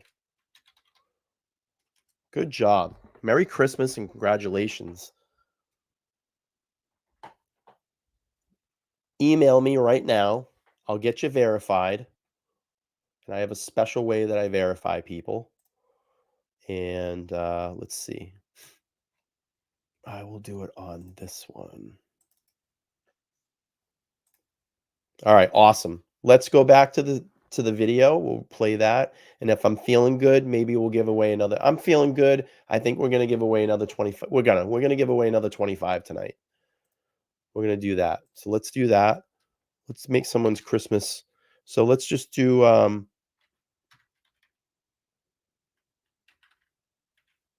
is it 2 S's or 1 S? Xmas? Is it 2 S's or 1 S? 2 or 1? We'll just do that. There you go. That's the new to get into it. Let me reset this. Hang on 1 second. Don't put your hashtags in yet. Let me reset this. Hang on. All right. Hashtag Xmas will get you in. We're going to give away another 25 tonight.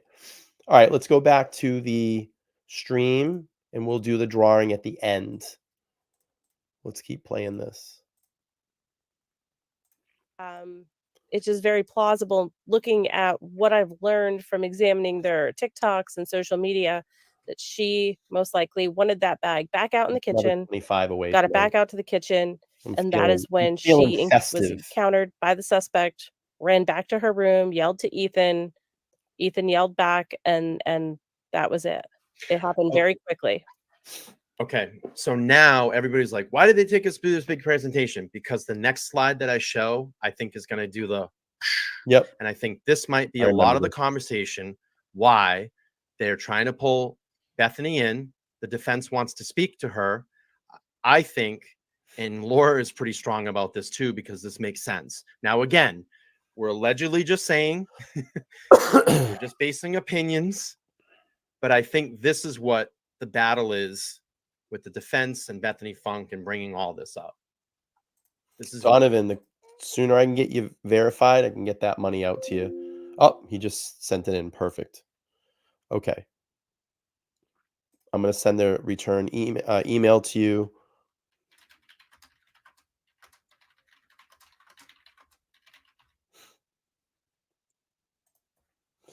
Hang on, I'm just settle some business with Donovan just so I can verify.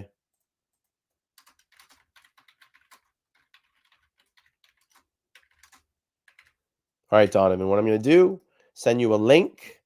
This will verify you and just follow the instructions. Once I can verify it, all I need you to do is email me back with either your Cash App, Venmo, or PayPal, and I'll get that $25 out to you. All right, I just sent the return email. Okay, let's keep playing through this. It's very important. I want everybody to pay attention, and I want everybody to read this, and I want everybody to listen. So animated. It's an opinion. It's alleged. The final mention of Funk in the affidavit states that the police reviewed forensic downloads from her phone to determine the homicides occurred between 4 a.m. and 4:25 a.m. You got to listen to this. Ready? Forensic downloads. Thanks for the to 5, Carrie. that the homicides happened between these times. They were fucking texting each other. Yep, they sure were texting each other. H, brand new member. Nanny Do, brand new member. Pineapple flavored lipstick lesbian, brand new member. Leandra R is a new member. Donovan, welcome to the group. Nice to see you become a new member. Awesome. Let's rewind that and listen again. That show, I think, is going to do the, and I think this might be a lot of the conversation why they're trying to pull Bethany in. The defense wants to speak to her. I think, and Laura is pretty strong about this too, because this makes sense. Now, again, we're allegedly just saying, we're just basing opinions, but I think this is what the battle is with the defense and Bethany Funk. We're going to talk about it, Allie. This is very important. I want everybody to pay attention, and I want everybody to read this, and I want everybody to listen, because it's an opinion. It's alleged. The final mention of Funk in the affidavit states that the police reviewed forensic downloads from her phone to determine the homicides occurred between 4 a.m. and 4:25 a.m. I want to make that very clear, because some people might not understand what that means. What we are saying here is that the police took Bethany's phone, took Dylan's phone, and they downloaded the contents of that phone into a computer. And then they looked at it. Well, you're probably saying, well, how do you know that they think that the crime happened between 4 a.m. and 4:25? Because if you have a forensic download of someone's phone, what can you see that is going on? Conversations. So what I'm led to believe, and what Laura thought at that time, and I still stand behind it, because now that we've heard a little bit more information, because this was back in May, I believe that Bethany and Dylan, or Bethany or Dylan, were trying to text the roommates during this horrible event, this tragic event. And we're going to explain a little bit here. So I just want to make that clear. Some of y'all might not get that, but I want to make that a little bit clearer, because sometimes it's a little hard to follow that. But that's what led us to believe that there was some conversation going on. Because if they believe that the homicides happened between 4 a.m. and 4:25, if you're having text conversations, what happens? It timestamps it. You can look. So this is going to go on and tell you what we're talking about here, what they possibly were texting about. Forensic downloads to determine that the homicides happened between these times. They were fucking texting each other. Did you hear that? Did you hear that? They were texting each other, because there's timestamps on those texts. They probably heard noises. Now, I'm not going to go anywhere and say they're involved and they set all this up and blah, blah, blah, blah. But it leads me to believe, based on this information, there were some text conversations going on. Did you hear that? Yeah. Are you up?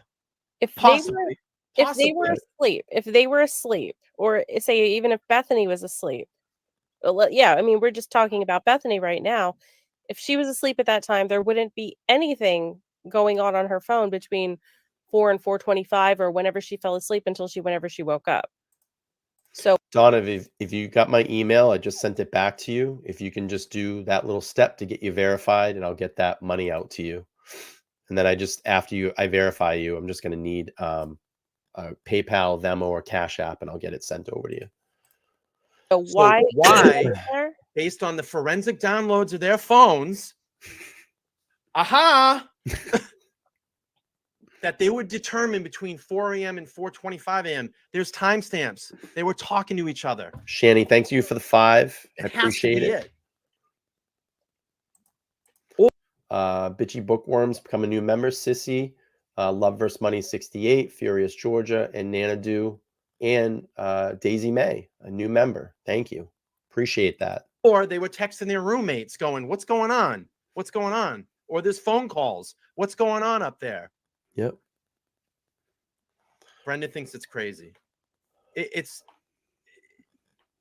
I think in a good way. Wow, that's crazy. That reaction. But it's quite possible this is what happened. And this, and I'm going to show you.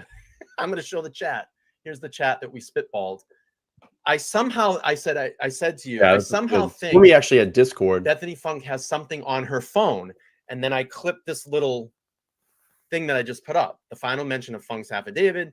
The police say the forensic downloads her phone, and the information on her phone. All right.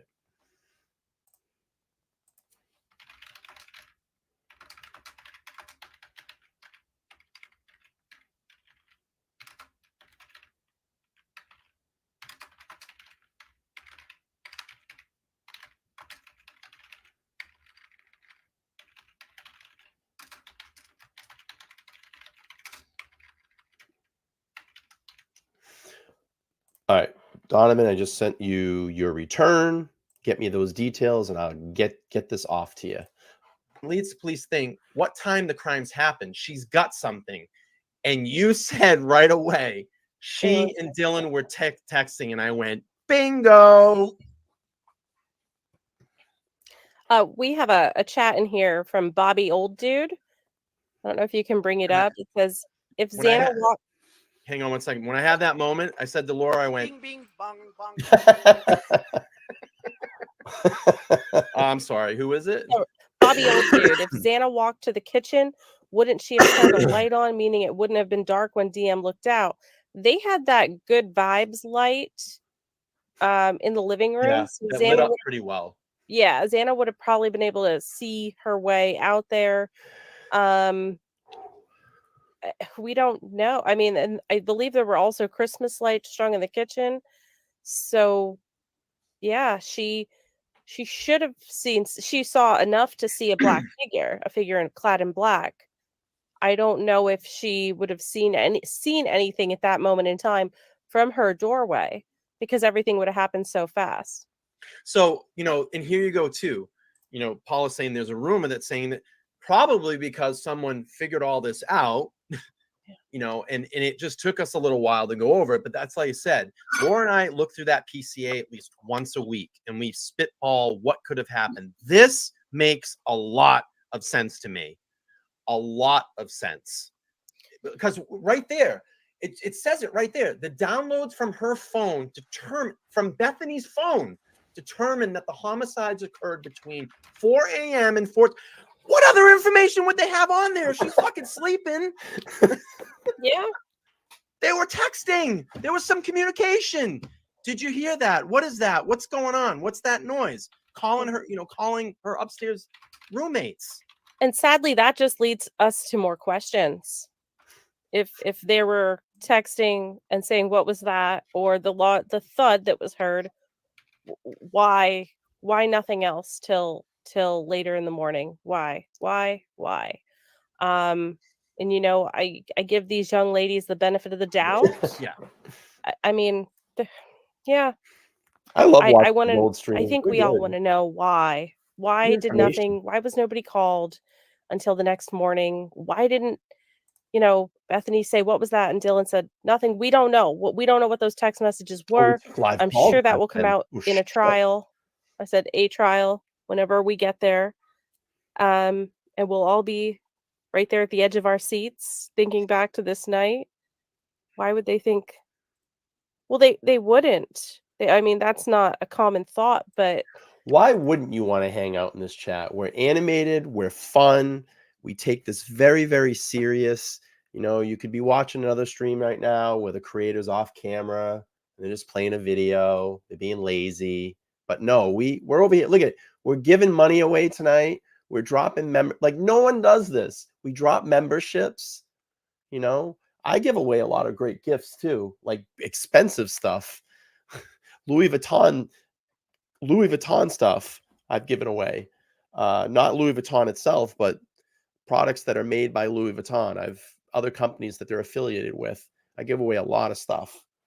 I actually still have a lot of stuff I need to give away. Maybe I'll give away some sandals tonight. They're big though. They're for big feet.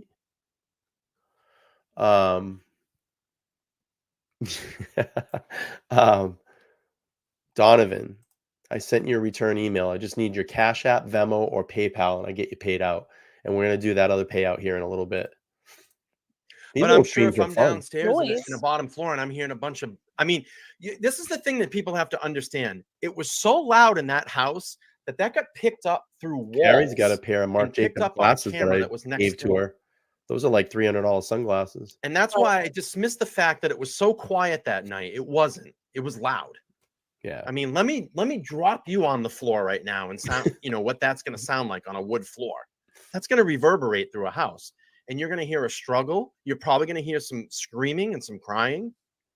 A lot of commotion going on. Ethan was a big dude. I'm sure you probably wrestled a little bit, or maybe he just didn't even see it coming and that was it.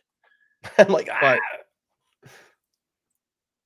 so Crossreach says very possible, but the 8-hour time gap is a huge problem. And how does that fit into the PCA suggested Kohberger is a suspect? I don't know. The 8-hour gap is the next thing that we're trying to work on. And we just don't have enough information. Oh yeah, I got to carry the bag too. And this like a micro story of the whole thing doesn't really put anybody in as a suspect. It just basically states that Xana must have encountered the suspect to make the PCA believable, like the story, how it all flowed. Rosen. Wow, look at that. So Ethan says, I believe Ethan was either in the bathroom or sleeping when BK chased Xana to her room and attacked her on the floor. Then Ethan woke up and said, "It's okay, I'm here to help you." Quite possible. Yeah. The only thing that I could think of the 8-hour gap is, let's say this.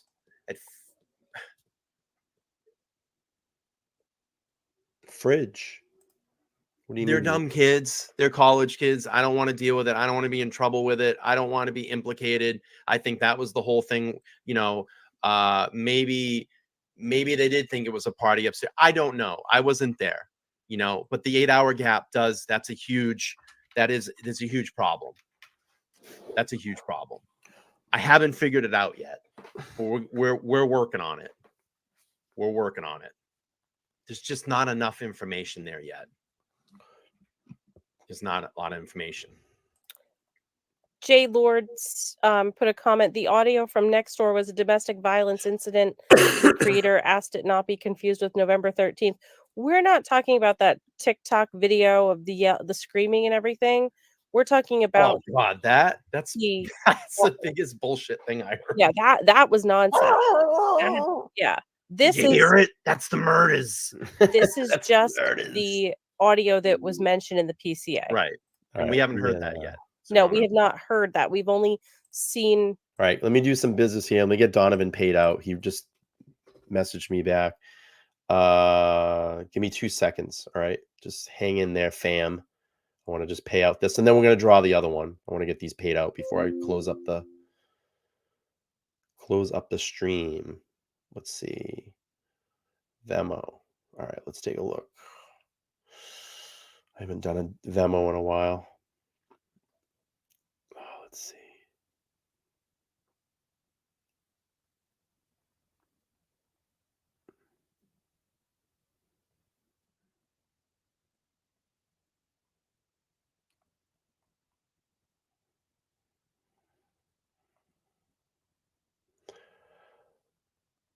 Oh boy.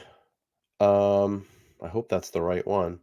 Donovan, is your avatar a piece of cheese? I just want to make sure I'm giving the right thing. Let me know in the chat, because I got a piece of cheese for an avatar. Is that you? I don't want to give it to the wrong person. Let me see. Just want to make sure. It looks like a little, yeah, it's like a little cheese like that. All right, good. I don't think I doxed your last name. I don't even think anybody could see it. Oh, Richie, yeah. Merry Christmas.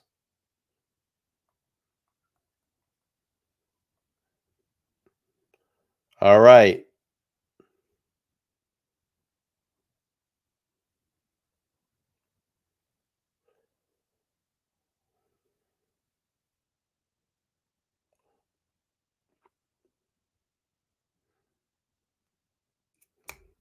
Donovan, you are paid. Congratulations. Donovan is paid. All right, let's give away some more money. Let's give away some more money. No one's doing this tonight, believe me. We're being gracious. It's Christmas. We want to give back. Where's my giveaway tool? All right, we got 37. Come on, we can do better than that. I'm going to give you 2 minutes to get in because I'm going to use the restroom really quick, and then we'll do the drawing. Give me about 2 minutes. Get your hashtags in. I'll be right back. And then we'll finish up this. And if y'all want me to keep going, I can keep going. I'm here all night. I got COVID, so I'm not going anywhere. I'll be right back. Get your hashtags in. I'll be right back.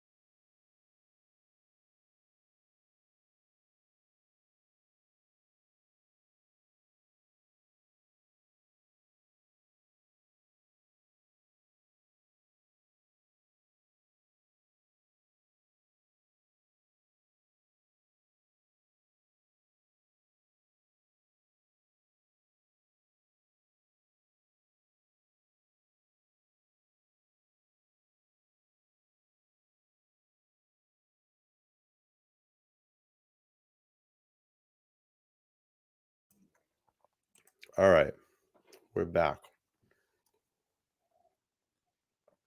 All right, let's give away some money. Let's give away a Christmas gift. All right, 66 entries. We're going to strike up the band here. We're going to spin the wheel. After you win, you just need to email me at letstalklivepodcast@gmail.com. I'll get you verified. Just send me your Cash App, Venmo, or PayPal, and I can get you paid out. All right, we're going to strike up the band, and then we're going to roll the dice.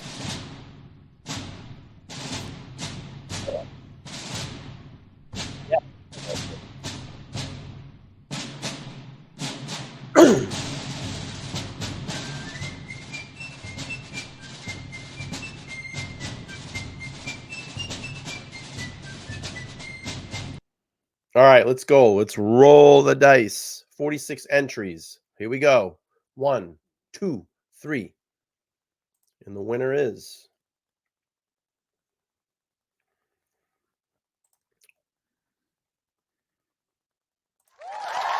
Luna's mom.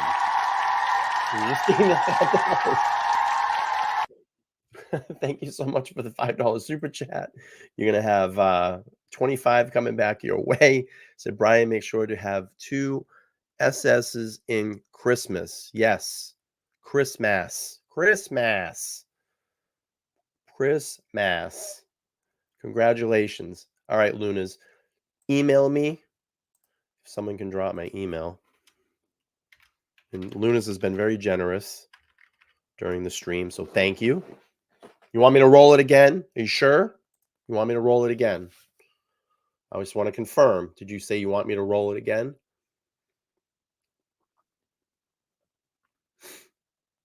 I just want to make sure that she said that she's confirming that. I donate. Okay. All right. Cool. That's very nice of you to do that. All right. We're going to roll this again. If anybody wants to do it, we're going to draw it again. All right. Let's do this. Let's play the music.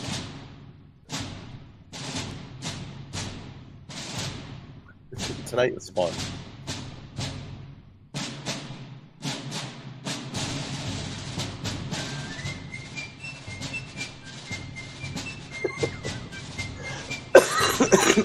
Oh God. Now you got me cracking up. All right, let's do it. Here we go. I want Ron to win. Give Ron the win. Come on, man. Give Ron a win. And the winner is Minnesota Nice. All right. I hope she's still in here or he is still in here. Are you here in Minnesota? I want to give this money away tonight. I was pulling for you, Ron. You didn't get it. But I want Ron to win one. Is Minnesota still here? If not, I'm going to re-roll it. Let me know in the chat. He or she is usually here. If not, we're going to re-roll it. We'll give it a couple of minutes.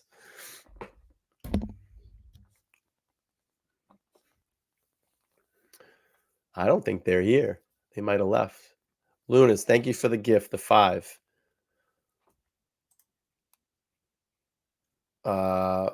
Moxie, a new member. Chang, a new member. Jamie, a new member. Rich, a new member. Minnesota. Yes. All right. And Lisa, Minnesota, still here. Awesome. Email me. I'll drop the email. Email in the chat, let's talk live podcast @gmail.com. I'll get you verified. When you send the email, just send me your PayPal, your Venmo, or Cash App, and I'll get that out to you. $25. Congratulations. All right, let's do this. Y'all want to watch that? It was very popular the other night. Do you want to watch the most recent interview with the Gonzalez family? Because I'll go through some of it. Let me know in the chat.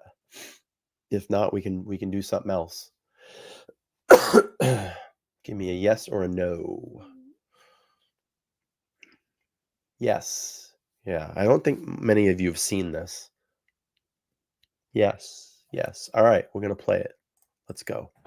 Hey, Bryan Enton. Bryan, if you are listening and not watching this, I'm sitting inside a rental car right now in Moscow, Idaho, at the University of Idaho campus. We are here for the 1-year mark of the awful murders here at the University of Idaho. Kaylee Gonzalez, Maddie Mogyn, Xander Kernodle, and Ethan Chapin, all killed here 1 year ago. It's weird. It doesn't really feel like a year, at least for me covering it. I know it doesn't feel like a year for a lot of the people in the community that I've been talking to. You know, I think because of this sort of ongoing legal process. Heather, Dina, thank you for the 5 on Buy Me a Coffee. I appreciate that. It's hard for people to move on without there being a trial yet, not even another court status hearing set at this point, depending on when you're watching this video. So that's frustrating for the people in the community. It's frustrating for the families. There's a candlelight vigil happening here in town. We were just over at Mad Greek, where the restaurant where Xana and Maddie worked. They had a memorial outside there for them. So it's obviously just a somber day here in Idaho. I interviewed Kaylee Gonzalez's parents. It's probably been about a week and a half now, kind of about what this year mark meant for them, how they're doing it. The interview was more than an hour, and we've played a couple of clips so far on News Nation, but I wanted it in this podcast episode to play for you the full interview. Sometimes when you just see clips or shortened version, you don't get the feel of what someone's going through. And I think seeing the full hour plus interview, you really get a sense of, number one, how they're doing, this sort of hell that they're living, how ongoing it is, and also just like what amazing people they are. I was just talking to Lauren, my producer, sitting next to me, just about with these tragedies that I've covered recently, I've met some amazing families that are really inspiring in many ways. And the Gonzalez's, I feel that way about just the relationship that Christy and Steve have and the support that the family has and that they show each other in such a difficult time. Same with Ethan Chapin's parents. Ethan's mom, Stacy Chapin, is really just like an amazing person, and the relationship that she has with her husband, despite everything they've been through with this, I find very inspiring. And even back to Gabby Petito. Carrie, thank you for the 5. The relationship that her parents had. Welcome into the Bleach My Brain. Welcome in. RGC, welcome in. Dog Fan, Nolo, Crystal. Listen, these are free memberships that we're dropping. And, all I ask is this. It's 1 month free. And at the end of that month, it's a $4.99 membership. You don't even have to sign up for $4.99. All I ask you to do is renew that membership for the lowest tiering. It's $1.99. I would appreciate it. It continues to support this channel. It continues to support these giveaways. We can give back to the communities. It continues to support me as a full-time creator in 2024. My goal is by this time next year to be free from my corporate job, to be a full-time YouTube creator. It's my dream to do this. I want to grow this channel into a fully functional independent media channel. I want to get it out of my house, get it into a studio. I want to be able to have live guests in my my podcast. It is my dream to do this. So I do appreciate the support. As much as we take in, I give out a lot too. A lot of people say that, oh, you guys we don't make a lot of money. Believe me, we don't make a lot of money. I'm still working full time. Believe me. And, I don't see it anywhere else. Any other channels that I watch, they're not dropping free memberships. They're not giving money away on Christmas Eve and trying to help some people out. They're not doing that. We do that here. And I give away good gifts too. My gifts aren't shitty. They're nice gifts. I've given away a lot of Marc Jacobs bags on here, which is a company that's owned by Louis Vuitton, so it's top quality. I mean, you can look up the value of their bags. I only do one money pitch. That's at the beginning of the stream. I always just say, buy me a coffee. If you want to donate to me, buy me a coffee is the best way, but we appreciate super chats and memberships and stuff like that. So yeah, Dina got like a $300 pair of sunglasses. Those the black shades. So we give out everything. I give out a lot of stuff, believe me. And I do a lot of charity over here too. I've given out $500 charities online. I do it live in a moment, and I'll just give out money. So no one does it. No one does this. No one does it. Let's see.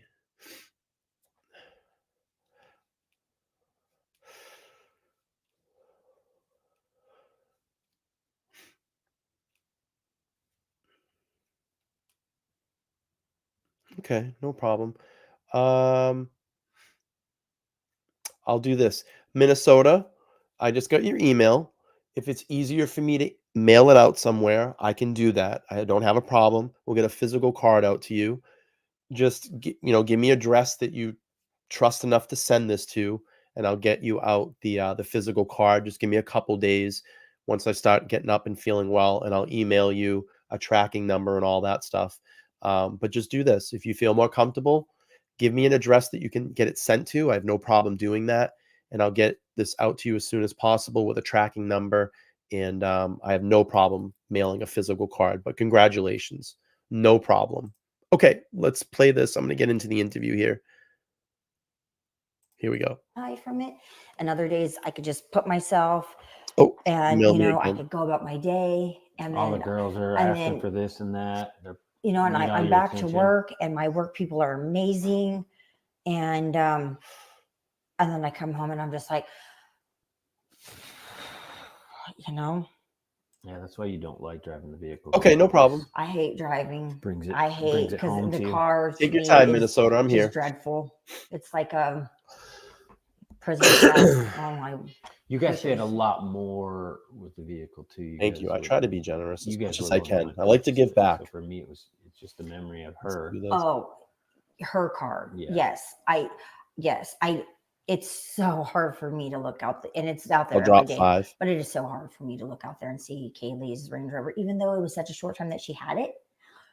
And I say that I'm like, it's so weird, but it was so Kaylee's car already. 5 more coming in. Subaru Legacy for years. Yeah, it was a newer one, and that to me. Bamboozle. Harlot's watching. Hello, Harlot. How are you? Long time no see. Cindy B. KD. Deborah's in here too. They all watch. I love when those memberships drop because we can always see the people that are in the background. I remember that one time we caught Tanya. Remember Tanya was peeking in? We caught her. That was funny. That's how I know she watches my streams consistently. I thought we were going to give Tanya one away tonight. You see him around a lot. It's a pretty common car. That would get me but it's not. I'm not Tommy. I'm just riding it out. Rover, man. And yeah, I'll just look out I'll go out there on the back porch and we I just sit Tanya there and I'm night? just like, because it just is such a, it was just such a happy moment. Hilarious. Days before, hours, literally. The funny thing is, she was streaming that night. Remember? She was streaming that night. She was on a stream and had me on the background in her stream, and we caught her that night. It was hilarious. It's friggin' hilarious. Hours before this happened, you would never remember think that, when Rising? you're sitting there running around Spokane. She was actually running her own stream, and she had me on in the background. And I dropped memberships that night, and I caught her watching me. I wish I could find that stream. It was hilarious because I was like, "Oh, hi, Tanya." But she says she never watches my stuff or steals it. Cars. You can go back and tell her, anybody here, because it's been pretty much out in the open. She does. She copies me. She steals me. She steals all my shit all the time. She stole my Chelsea Grim stuff. We get it. She's not doing it tonight, though, because she didn't get the clicks and views she wanted on Chelsea. So she's got to pull away from that. And considering I'm running an Idaho stream tonight, she had to do an Idaho stream. But the funny thing is, she's going to do her little part series of I just did Megyn Kelly. So she's like, oh, I know what I'll do. I'll do Nancy Grace. It's ironic. She runs all these parallel streams to me and has all these parallel ideas. I wonder how that happens. In 3 days. Yeah, the Looking Back series. And it's not even 3 days because obviously it was, the. Well, it's wrong. You're wrong. I'm going to tell you right now. You're 1,000% wrong because we've proved that theory wrong. If you are lurking in the background and you are not talking, you do get a membership, because I've had people that we've given memberships out. Actually, 2 nights ago it happened. I gave one out and I can't remember the person's name, but I gave it out and they went, oh, wow, I barely ever talk in this chat room, but thank you so much for the free membership. That means they were watching. That means you're watching. I've proved that theory 1,000 times. So you do. When you're watching, when you're lurking in the background, you get a free membership because you're in watching the stream. That Sunday, but 2 days she'd be gone. And Maddie. And 2 others.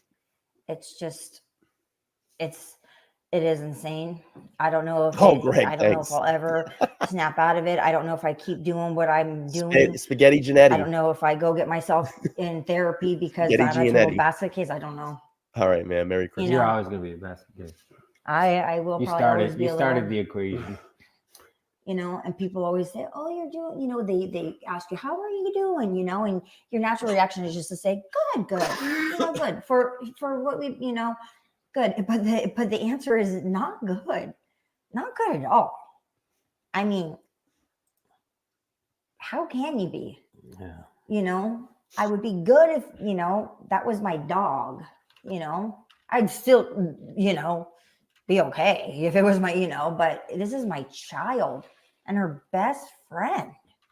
Yeah. And not even like a broken marriage where they live separately and they're still they find other people get happy. You still recover from something like this.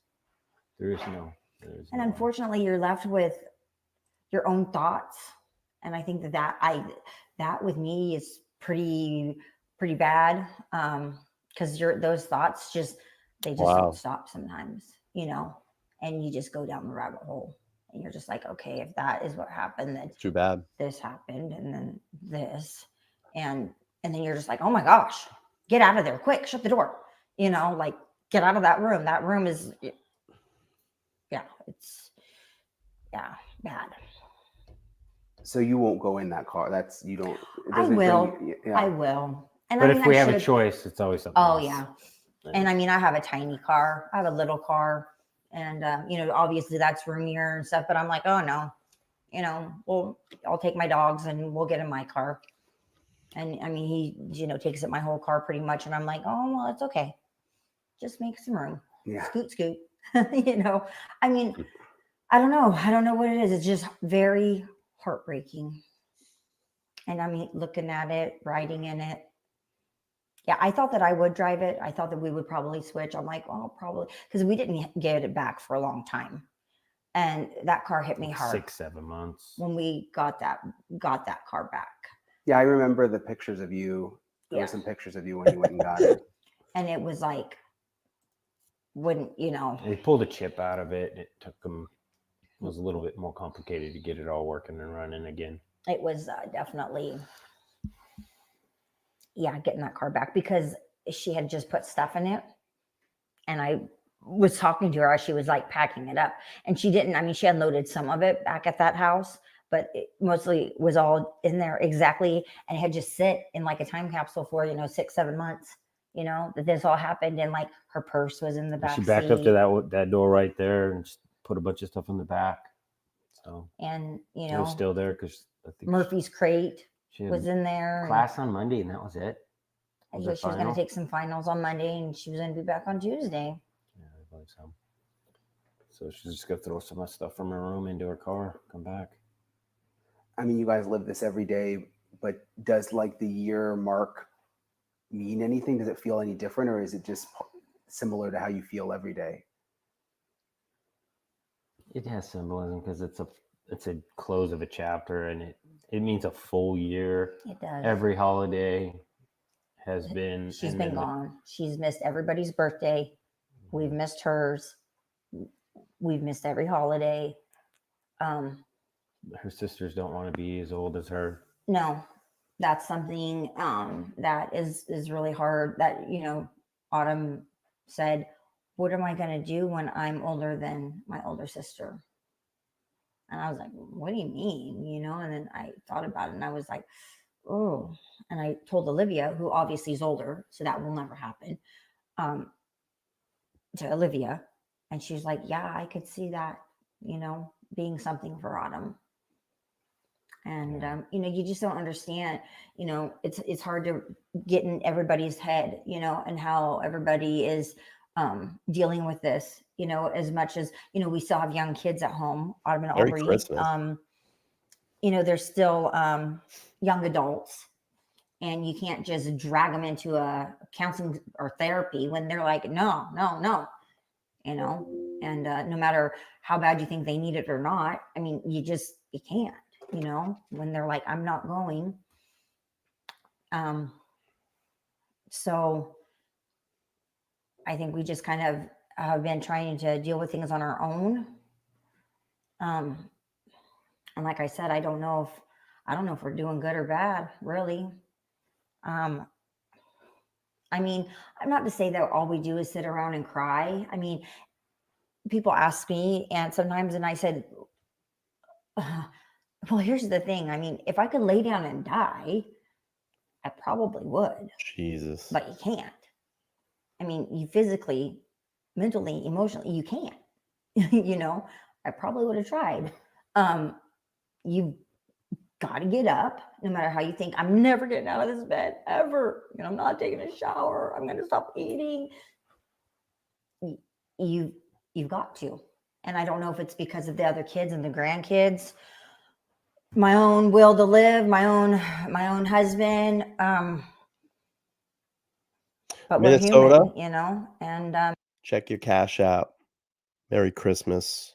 Use that for whatever you need to use it for. Thank you so much for hanging out tonight. I'm glad that everybody got some Christmas gifts and got to hang out. All right, we'll keep playing through this. And as a human, I'm here. I ain't going anywhere for a while. And that's how you got to do. I mean, whether, how painful it is, or, you just try to put on the happy face and be happy and not make people cry, because you don't want to be the Debbie Downer in the room either. Everybody knows wherever you go. Oh, look who just. Oh. Is that weird? Yeah, you're like the dark cloud. But I mean, I wear something like this. Yeah. I mean, I can't expect people to not know who I am. We do interviews, we've gone publicly, so I don't want to be like, oh my, I would never tell somebody to go away or leave me alone. Or my kids have been like, Mom, that's weird. Like, I would be like, I would never do that to somebody, come up to them in public. And I'm like, it doesn't bother me. I mean, I'm not like everybody me, or anything like that. But Rising, thank you so much for your PayPal. I appreciate it. Thank you. I appreciate the support. If you recognize me out in public and you come up to me and say, hey, as a mother, I agree, Luke. I don't, it helps me. It makes me feel good. It does help. As weird as it sounds, so, I mean, I don't get bothered by that, but the kids will be like, oh my gosh, well, that was just really weird. I mean, we were literally in Target and that lady just came from nowhere. And I'm just like, Well, I think people like around the world feel like they know Kaylee, even though they didn't really know her, but they just like saw something in her personality, feel inspired by her now, which is kind of interesting that like she's so well known everywhere after she's gone. Yeah. Yeah. They would.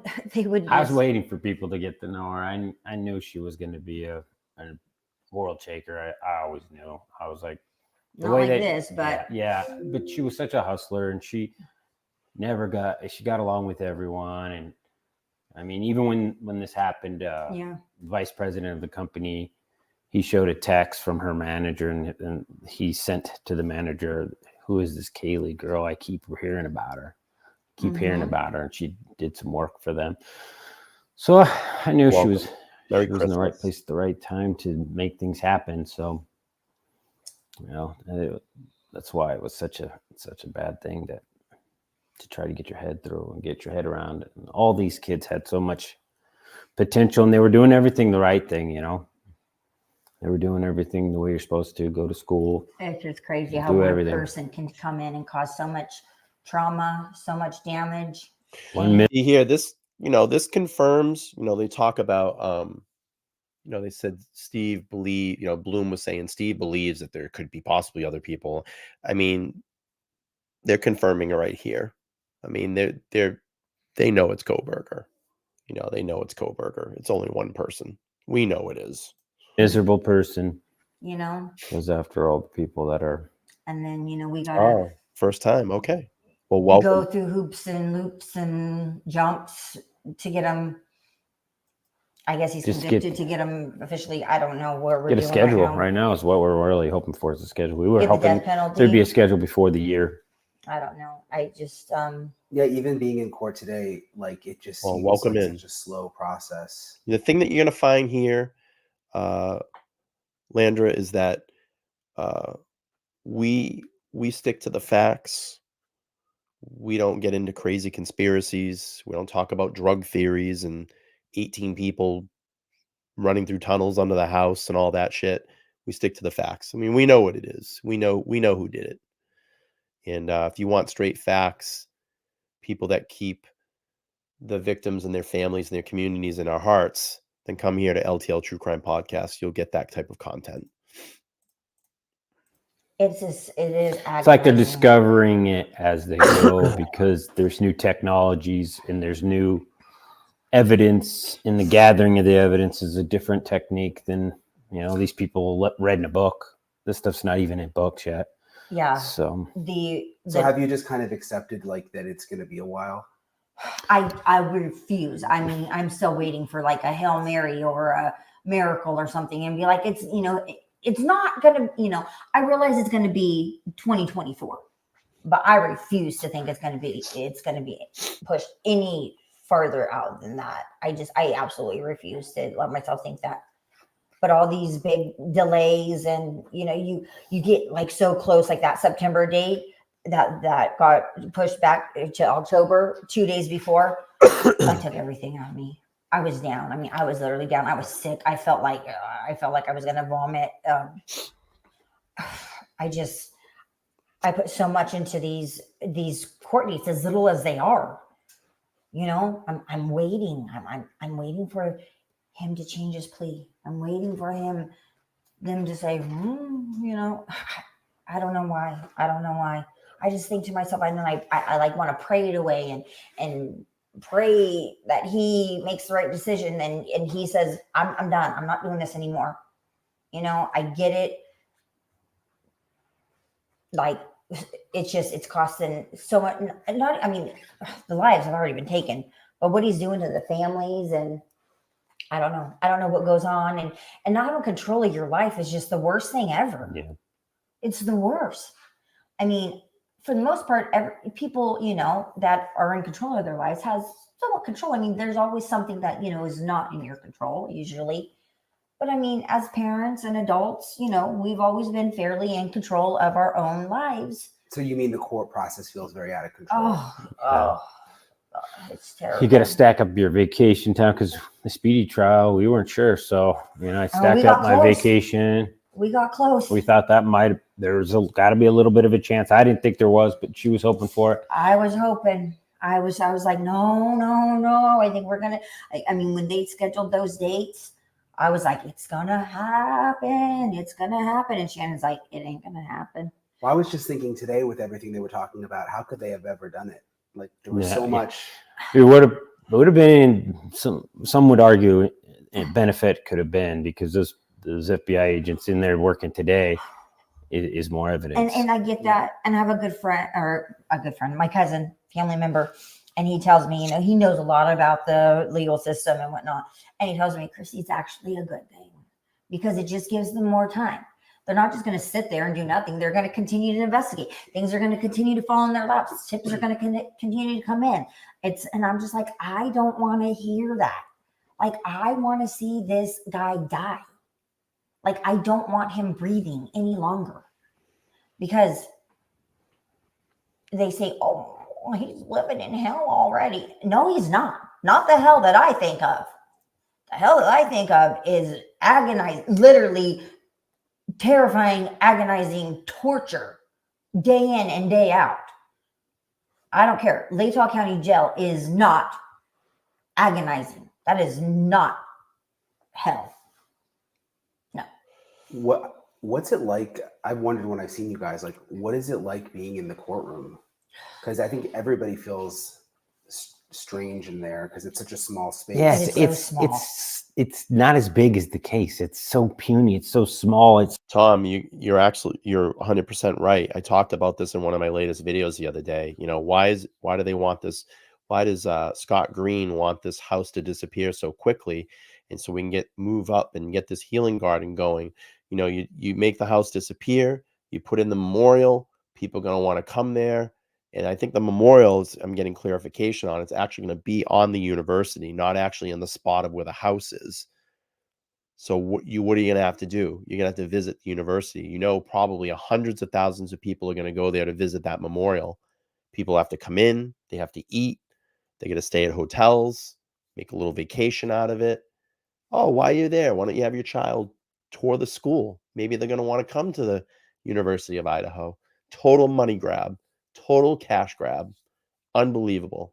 I will be streaming on Thursday in protest, and hopefully we have some live video down there. And I'm telling people, if you live down in that area, you care about that home, go and peacefully protest. Bring your phone. Start up a stream. Let's not get this this house torn down. It needs to be there until the end of trial.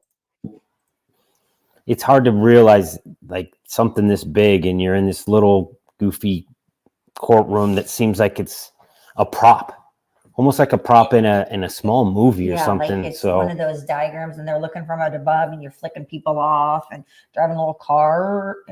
Yeah. So it is. The worst part, obviously, is being in the same room with him and to sit here and look at this.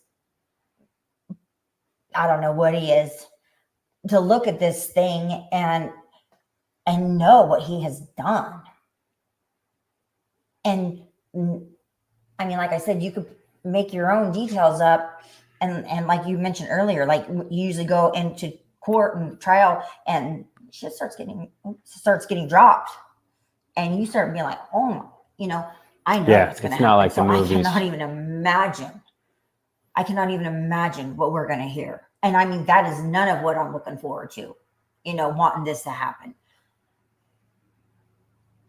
And I don't know. I don't know if he's ever going to speak. It makes me sick that he sits there in his suits. Yeah. So let me just do this. Jay, you're 100% correct, but this is the problem, okay? This is the problem. Now, we know that the interior of the house has changed, obviously, because of the crime, and furniture has been moved out. But the problem is this. If the jury wants to go there, okay, if the jury wants to go there, and I talk about this, and I'm probably talking to death about this, but I want to bring this up again. As I sit here in my room, I can feel what this room feels like. I know what it feels like. I'm sitting here. I can feel how big the space is just from my voice echoing off the walls. I'm echolocating, and I can get, and as silly as this might seem, the vibration of the environment I'm in, okay? So if you demolish that house and the jury wants to do a walkthrough, you can't recreate that experience through photos, video, whatever. Maybe the jury would want to go there at 4 a.m. to see what it would be like inside that house, outside that Dylan Mortenson's room. What did it look like moving to that back slider? What was it like to navigate those stairs to go up? Was it light? Was it dark? So I understand it, but it still needs to be there. Steve made a great quote. I'm probably going to screw it up here, but it's like, it's better to have it and not need it than to not have it at all and then need it. I think that's a great quote that he said, and I totally live by that. And also, they may want to stand in that kitchen and maybe make a noise. Can we hear that on the bottom level? Can we hear that on the top level? All those things are very important because that's information that was in the PCA. I would want to know that. It may not be 100% correct, but it's pretty damn close because the acoustics of that environment is what it is. The acoustics of the room I'm in is what it is. If I tear this room out and let's say I try to rebuild it and replicate it, it will not sound the same. The sound won't sound the same in that replicated room. It won't be the same. So I've talked about that a lot on my streams, but I just feel the house needs to be there. It needs to be there until the end of trial. Yeah. And he sits there and taps his hands and question. Just sitting there and he, great sits point. there and rocks back and forth in the chair. And I'm thinking, why is he sitting in a big old judge chair? Put him in a chair, I don't know why he's sitting in such a big, comfortable chair and all dressed up in a fresh haircut. And I've looked it up, never seen another murderer or whatever he is convicted. Up to this point of a case, not in handcuffs, not in shackles, one or the other, or both, and in orange. I don't understand why he's sitting there. Pre-trial. Pre-trial, yeah. Yeah, usually it's just during, with the jury there. Yeah, because that's where they're biased. That's where they could be formed of bias. And I'll tell you what, I do feel differently about the way there is, because, there is a different light that I feel shed on me when I'll walk past the TV or something and his face will be on our screen or something. And when he's wearing orange versus like the original ones where he's in orange with his hair on the back of his neck, and him all cleaned up. Not that I think he's nice looking or anything by all means, but it's one's more like a business activity versus two different people. A criminal. And they're just giving, and I'm just like, okay, and they're afraid that we're gonna, we're talking or saying something and gonna ruin the case, but you guys are letting him portray himself. Yeah, portray himself like this upperclassman and not bring him in wearing shackles or at least a pair of shackles around his ankles, at least. Yeah, you don't want somebody accused of killing your daughter getting preferential treatment just because the case has got more attention than I don't normal. understand why. I don't understand why. Who made that call? Do you feel like sorry, my voice is going. Do you feel like the prosecution is giving you enough information at this point? We get no information at all. We find it out ourselves, and then we don't get that sounds so. Yeah, we don't get any. They don't. Yeah, we don't get any information. Like, hey, by the way, I mean, they did let us know. By the way, the FBI is going back in the house. They're going to be in the house on Tuesday and Wednesday, or whatever. Which is good because when that happens, our phones will ring. There's going to be people who reach out and say, "What's your comment?" There has been times where we're not even sure what you're talking about. But no, they've done a better job of making sure that we get as far as things up. like during, I thought maybe they would tell maybe over the summer, hey, we just want to let you know that we're trying to put together a little task force, and this the next 2 weeks we plan on getting out in the Lolo Mountain. So yeah, they had the document that came out the other day, the order from the state. They're trying to get this into 2024, the summer of 2024, and I talked about this the other day. I think it just tells you right there. The prosecution is ready. I think they got the goods on this guy. I think you're going to see a lot that comes out that's going to prove that this is Bryan Kohberger that did this. But I think the only way that the defense can stop this now is with a change of venue. And I'm pretty sure you're going to see that happen just either after the holiday or after the new year. And I'd be shit my pants if they do it on that Thursday, when that house is getting ready to be torn down and they want to change a venue. And that would slow the trial down a little bit more. But right now, they don't have many more things in their chamber to slow things down. So it's going to be on here pretty soon. I think Judge wants to get this trial on as well, too. I think he's ready with all his comments. The last hearings that we've had, kind of telling Ann Taylor her tactics have been kind of cute and creative. I think he's done with the shenanigans. He wants to get this trial on.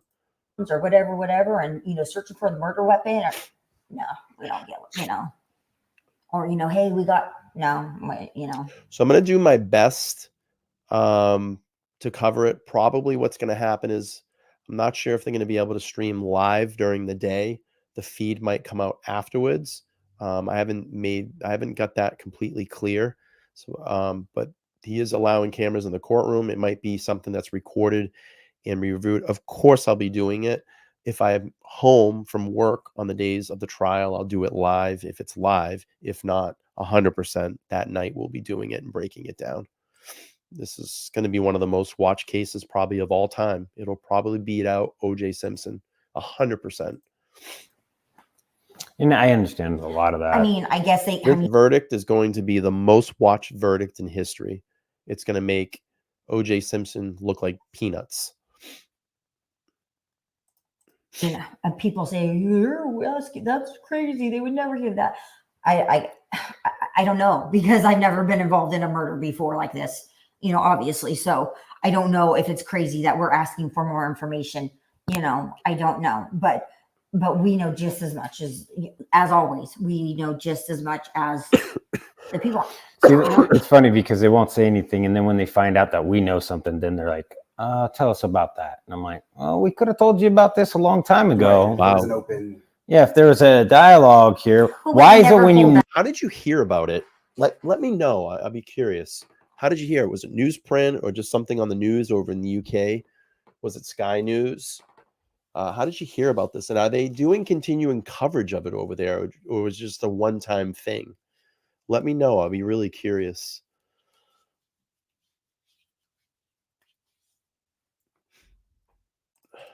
know that we're onto something that's 100% you've already verified, then you want to cross notes. So I mean, in hindsight, I don't know who did what in the case. I don't know how much the FBI did versus ISP versus Moscow. I don't care. Kudos to all of them. Yeah, all of them. Great job. The investigators, our local guy, awesome. Payne. Look, Brett, I mean, great. Darren. ISP, it doesn't matter. But now that it's in court and it's not, I mean, they did their work, and I'm assuming they still go out there and I don't know. I mean, I can't imagine that that's all they do all day is just investigate the well, now it's kind of shifted to the courtroom, and then that's where it gets really quiet. Yeah. I mean, obviously they were quiet too. But they I think they did solve it. The problem that we get more into is like, if you're going to do something that like destroying the house, demo the house, that's something where I think the family should have been brought in and said, what is your guys' take on it? Because we all want to be one united front. Nobody wants to hurt the case at any shape. So I think there's a right time when you can say, hey, how can we make this a better transition? Yeah, I'm going to have the glare on my channel on Tuesday, and we're going to be running through probably mostly Karen Reed stuff, but we're going to talk a little bit about the Idaho 4 case, the destruction of the King Road home, and basically how pissed both of us are about that. And I've been following a lot of Turtle Boy as well too, so I appreciate it. I'm getting a lot of the local crowd here. I am based in Massachusetts. I'm only about 30 minutes south of Boston on a good day. I'm about 15 minutes away from Canton on a good day. It's nice. It's nice to see the local crowd supporting me and coming to these streams, just coming over and checking out other things that we follow. I know it's not Turtle Boy or Karen Reed tonight, but it's nice to see that crowd is starting just to come in and hang out in my lives, because that's what I wanted to do, is just cross-pollinate everything that we do here. And I get it. Some of these cases are not for everybody, but it's nice to see everybody in here taking interest in some of the other things that we do here, because I want to build this channel out. It's my dream, like I said, at the end of 2024, to become a fully functional independent media channel and do this for a living, get it much better set up into a studio. And I want to make that come true. So I'm working towards it. Action. The city needs to recover from this. We have business that we have to get to. Everything revolves around these schools. I get that. But when they just tell you, hey, we're going to do this, and then you say, well, we have questions and we want to know more information, and they're like, not too sure. Bad. You're not going to get it, and then you kind of forces you to fight. Yet. So then you're like, all right, well, and we've definitely come with plenty of questions, and some of them I'm like, we're not going to get an answer to that. We expect it. But then sometimes I'm like, they're not going to answer that. Like, why won't they answer that?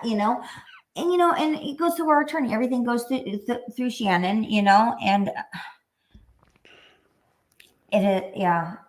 I feel like sometimes the prosecution team worries more about the university and the university's agenda. Well, everybody seems to know each other. Mm-hmm. It's a small town. The university seems to be like the big business.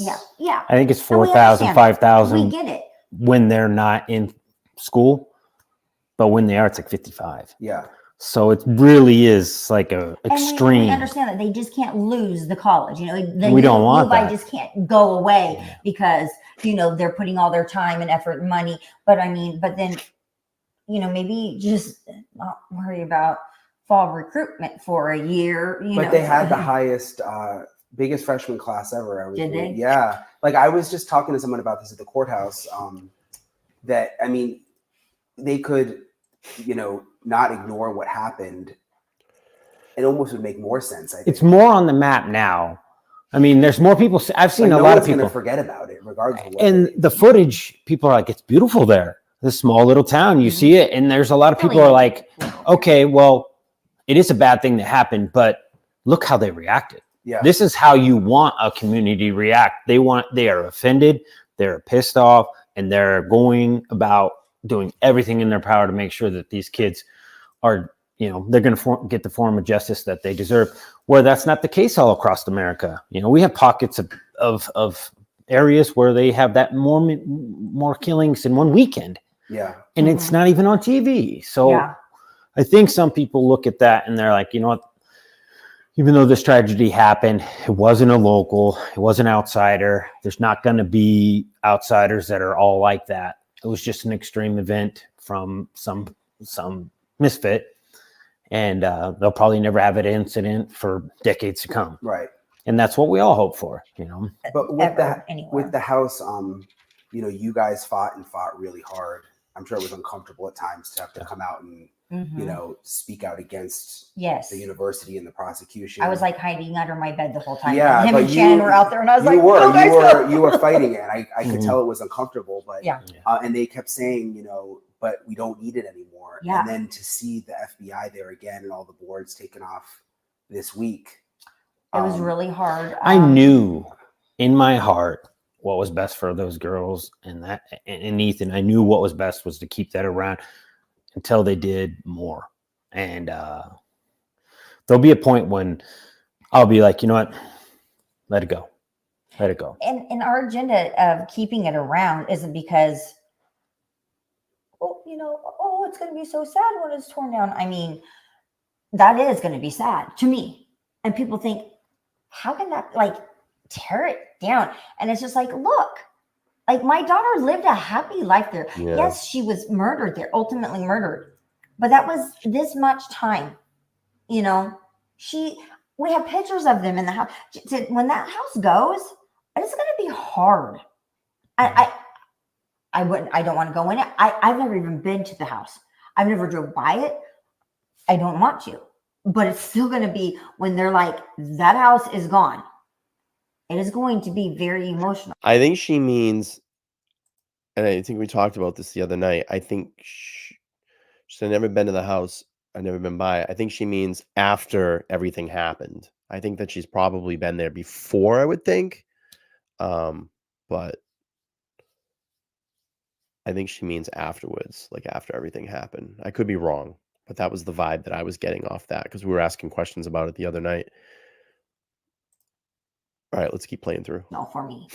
But that wasn't why the emotional side of things. It was strictly is this good for the prosecution? Is this good for the case? And I like I said, we don't know any of this stuff, but reading, and they talk about how jury members walk through crime scenes and stuff like that. And I'm like, this is crazy. And why take the chance? I mean, just why not just wait, even if it's a year or two? Yeah. And he said, there is no evidentiary value in that house at all. He said walls and flooring and the acoustics are not the same. If anybody points aren't the same. Yeah, the acoustic bothered me. And I was like, well, this guy was here 12 times that we have documented. I'm taking you for your word for what you said. If he's there 12 times, where was he parking? And what could he see from those locations?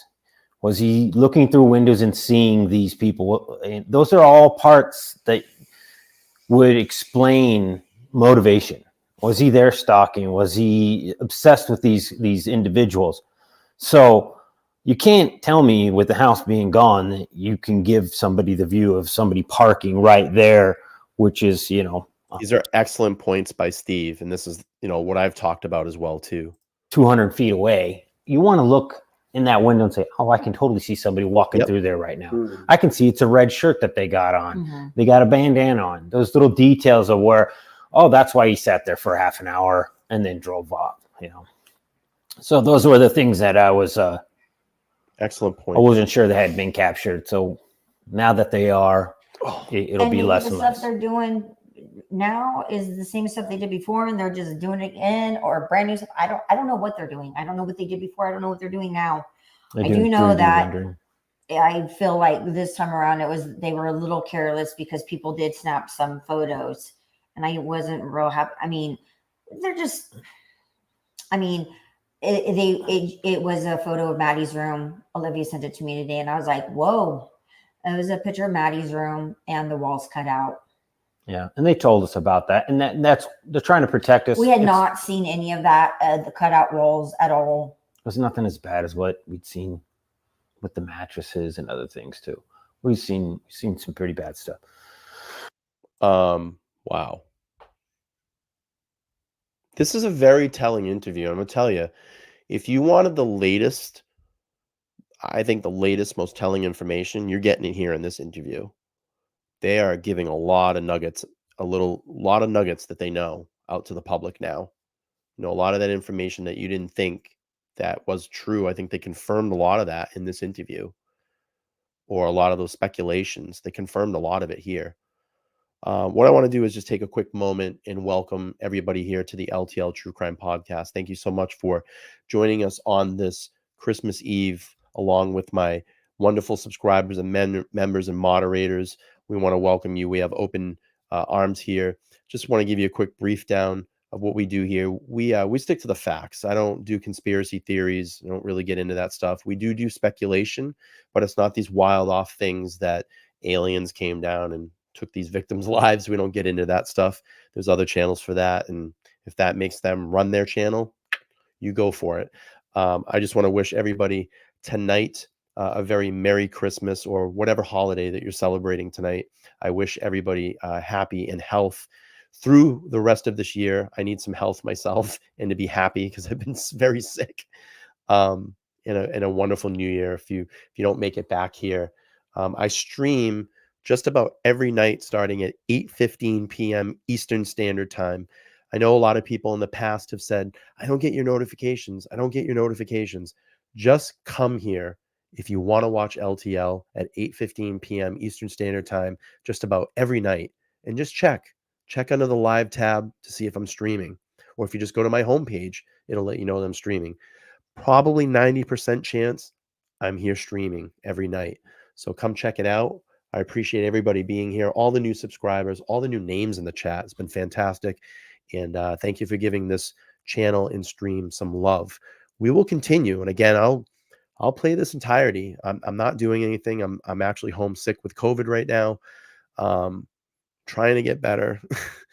I mean, I've been improving slowly over the last couple of days, but my energy level is zapped. I literally tried to do a short walk around the block today, and I barely passed out. So, but I am here. I'm trying to stay healthy and, just get better. This back end of the year has been awful for me. I just got over about a week and a half ago of a 10-day upper respiratory illness that blasted me out of work for 10 days. And I felt bad about that. And then Wednesday morning, I woke up and I'm COVID positive. It sucks because I was around my mom, and my mom is 72 and she's got a litany of health problems, but I was around her over the last couple of days. And thankfully right now she hasn't shown any symptoms and she's tested negative. Listen, I get it. It's the flu, it's the COVID, whatever you want to call it. I confirmed it through a test, and it is COVID. So just want to pull this up and then we'll get back to this. Just Debbie said first, thank you for the 6-month support, Debbie. I appreciate it. She said, thanks for always keeping it real. We love you. Well, I love you. Thank you for being here. I love everybody here. And I'm so glad that we're growing this channel. I want this channel to get big and blow up. And we're doing so many cool things here. We're doing so many exciting things here. And I have so much planned for this channel. And this is my dream to do this full time. And I'm hoping to fulfill that by this time next year. So, all right, we'll keep moving on here. We got about another hour. I'll hang here as long as there's people in the chat. We will do this. I think they actually did a really good job getting the stuff out and escaping the media for the most part. And, the police officers went in there with I the know U-Haul. when they removed the kids in the first place, people always ask about that. And they'll even ask us for being about here. it I and stuff. And I'm appreciate like, ew, why are you don't ask me Smash this. that like button. And then I start thinking, I'm like, yeah, yeah. Oh, no problem, Tommy. Yeah, they did that. Good. I'm so glad they don't have pictures of that. Hopefully, and I mean, they tried with the now. mattresses. I'm sure you saw those pictures, but they tried. Wish you the best They were of luck. definitely like, get out of the way and let's get out of here with these. But that was the mattresses torn me up. But it just seems though, like, I think some people were questioning, like, oh, do you just kind of sit back and stay quiet through this process, or do you kind of have to fight for your child? Yeah, you have to. And it seems like you still have to be their voice. You do. Yeah, and this kind of shows that. Yeah. Well, her, Olivia, Kaylee, you guys watched all those shows of type of, tragedies that had happened. And we've always wondered, like, why some cases that were the most interesting didn't get any cameras, no publicity, no nothing. They just fade off and you never know. Now we know why. And it's if you just ignore the cameras, you don't give the opportunity for the people to see the story. So we don't want that to happen to these girls, to where nobody knows what's really going on. I guess the more insight that they have, the more committed they are to make sure that they see this through. And the more people want to see it through, the more we can guarantee an outcome that is fair and justified. This is going to cost a massive amount of money to Idaho.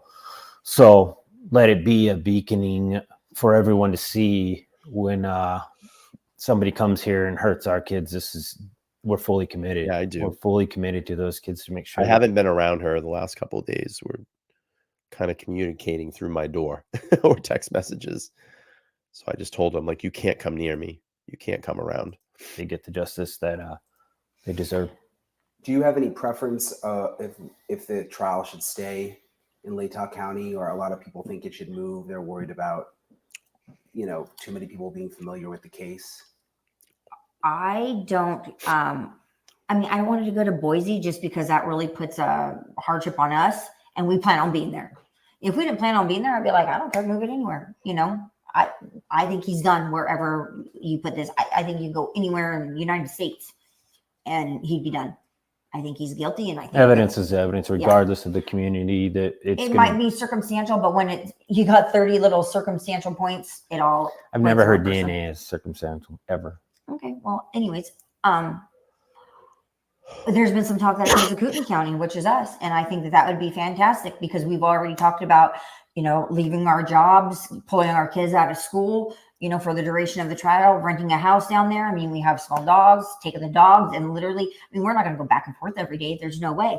I guess people don't. I never really think about that, like what you said about having to take the vacation time and having to really plan your whole life around all of these hearings. Yeah, you have to quit your job. If the job doesn't give you any leniency and let you go to take care of your business, they may have to quit their jobs. People don't understand. When something like this happens to a family, this pulls families apart. This is so traumatic and so draining on their resources, emotional, their funds. And Christy, I think, says in here, I'll just quit my job. And you want to do that. Everything for your daughter at that point. And then after that's done and concluded, you still have years of grieving to get through. And then to pick up all those pieces financially, all the money that you've spent, you might have to go find a new job. And then you have to start questioning the relationships, because you don't think right now that at some point in that household, and hopefully they haven't, because they probably haven't yet, but at some point it probably will hit them in the grieving process. They're going to play the blame game on each other. That's going to happen. And I'm sure if it hasn't happened yet, it will happen. And they may have had some fights by now. But this family is so strong that they've pulled together. They may have those fights, but their love and their family cohesiveness will pull them back together and say, we have to do this for Kaylee. We have to do it for Maddie. We have to do it for Xana. We have to do it for Ethan. But just think about that. It crushes families. People don't see the complete ramifications of this, because we're seeing this in a digital format. We're not next to these people. We're not close to them. And that's what I try to do, is bring the realness of these situations to people. And I sit here and just say to people, when they talk nasty about this family and they call them, money grabbers, and they just want to be in front of the camera and that they're gross people, look at yourself in the mirror. Look at the things that you're saying about someone, that their daughter and their daughter's best friend and two of their roommates, well, one of their roommates and one of the roommate's boyfriend, were brutally murdered. How can you say that and lay your head down on your bed at night? How would you feel if that was your daughter? How would you feel if that was your neighbor, your roommate, your confidant, your girlfriend, your boyfriend, whatever? These creators that make up this disgusting content to get a click and a view. It's not worth it. Be yourself. Be organic. Have heart when it comes to this stuff. My best friend was murdered. My brother committed suicide. So I've been through both dynamics of that. My best friend was murdered. That was one of the huge inspirations to do a channel like this and start talking about it. And, bringing realness to this, because you don't know. It's tragic. And the horrible shit that was said about my best friend after he was murdered. And my friend got no justice in his case because the laws in Massachusetts were very, very thin back then. And they were weak. And the two people that murdered him walked. So it inspired me to do a channel like this, to get out and talk about it. And I did a stream about it. You can seek it out on my channel if you want to watch that stream. But it's a powerful family. And I hope that it doesn't ruin them. I hope that they stay together because they're going to need each other for the rest of their lives. They're going to need each other. Carrie with the big dono, $49.99. Thank you so much. I appreciate it. She says, Merry Christmas, Bryan. You were meant to do this. Excited to see what you bring for you in your channel in 2024. And I'm glad to know you. Well, I'm glad to know you. And I'm glad to know all of you that have come into my life. I know the names and I see them and they grow on me. And I know who the regulars are. And I know the people that might come in, for a little while and pop out. And it's nice to see when someone leaves and they come back, because we like that too. We reconnect with them in their life. And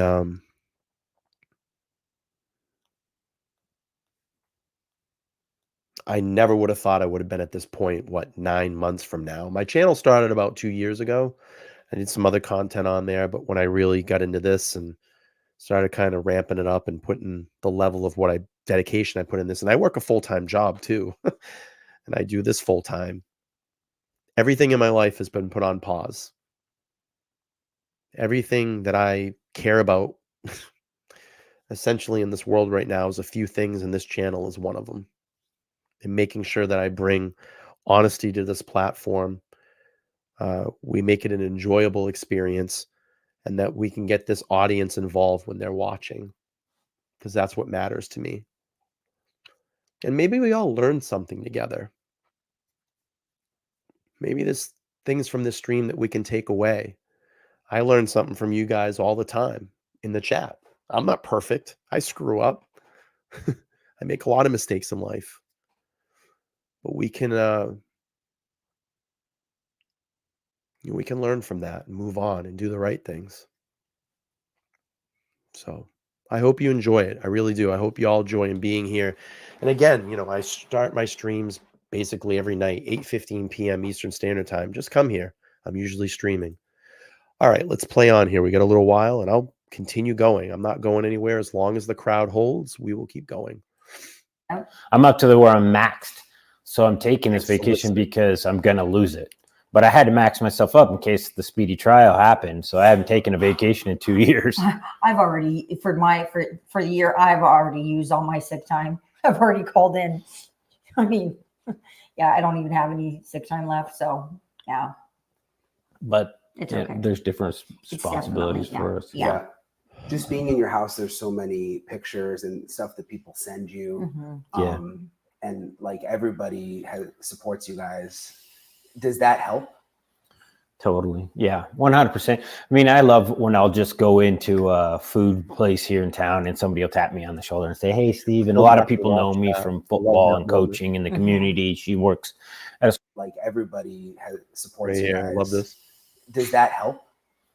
Totally. Yeah, 100%. I mean, I love when I'll just go into a food place here in town and somebody will tap me on the shoulder and say, hey, Steve. And a lot of people know me from football and coaching in the community. She works at a school. I work at a hospital. So everybody definitely makes you feel like you picked the right place to live. And our page, we get so much love on our, our so family sorry page. for your loss. It's insane. Worldwide, yeah. I mean, yeah. And thank you for the well comments. wishes. I mean, saw I all could them. just Thank read you. them forever and ever and ever and ever. I read them before I go to bed. I read them in the morning when I get up. I always have a little bit of quiet time before, start moving around. And yeah, I don't like liars, Tommy, and I'm usually pretty good at catching them. Believe me. Yeah, I wish we had a lot more honesty in this world.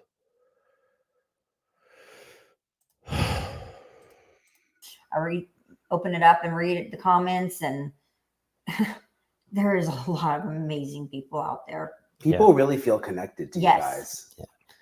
And I feel it, that it's sincere. It's not just, I mean, people tell us they cry with us, that they share our grief, and they say, I know we can never bear the burden, but we do. Like, our family has cried over this. We talk about this. We follow this. Yeah. This has affected us, I mean, and not just one family. I mean, a lot of people. Daily. Good night. There's some There's family. always somebody. Bye. I mean, we get cards still, letters. I mean, handwritten letters from 92-year-old women. Merry Christmas.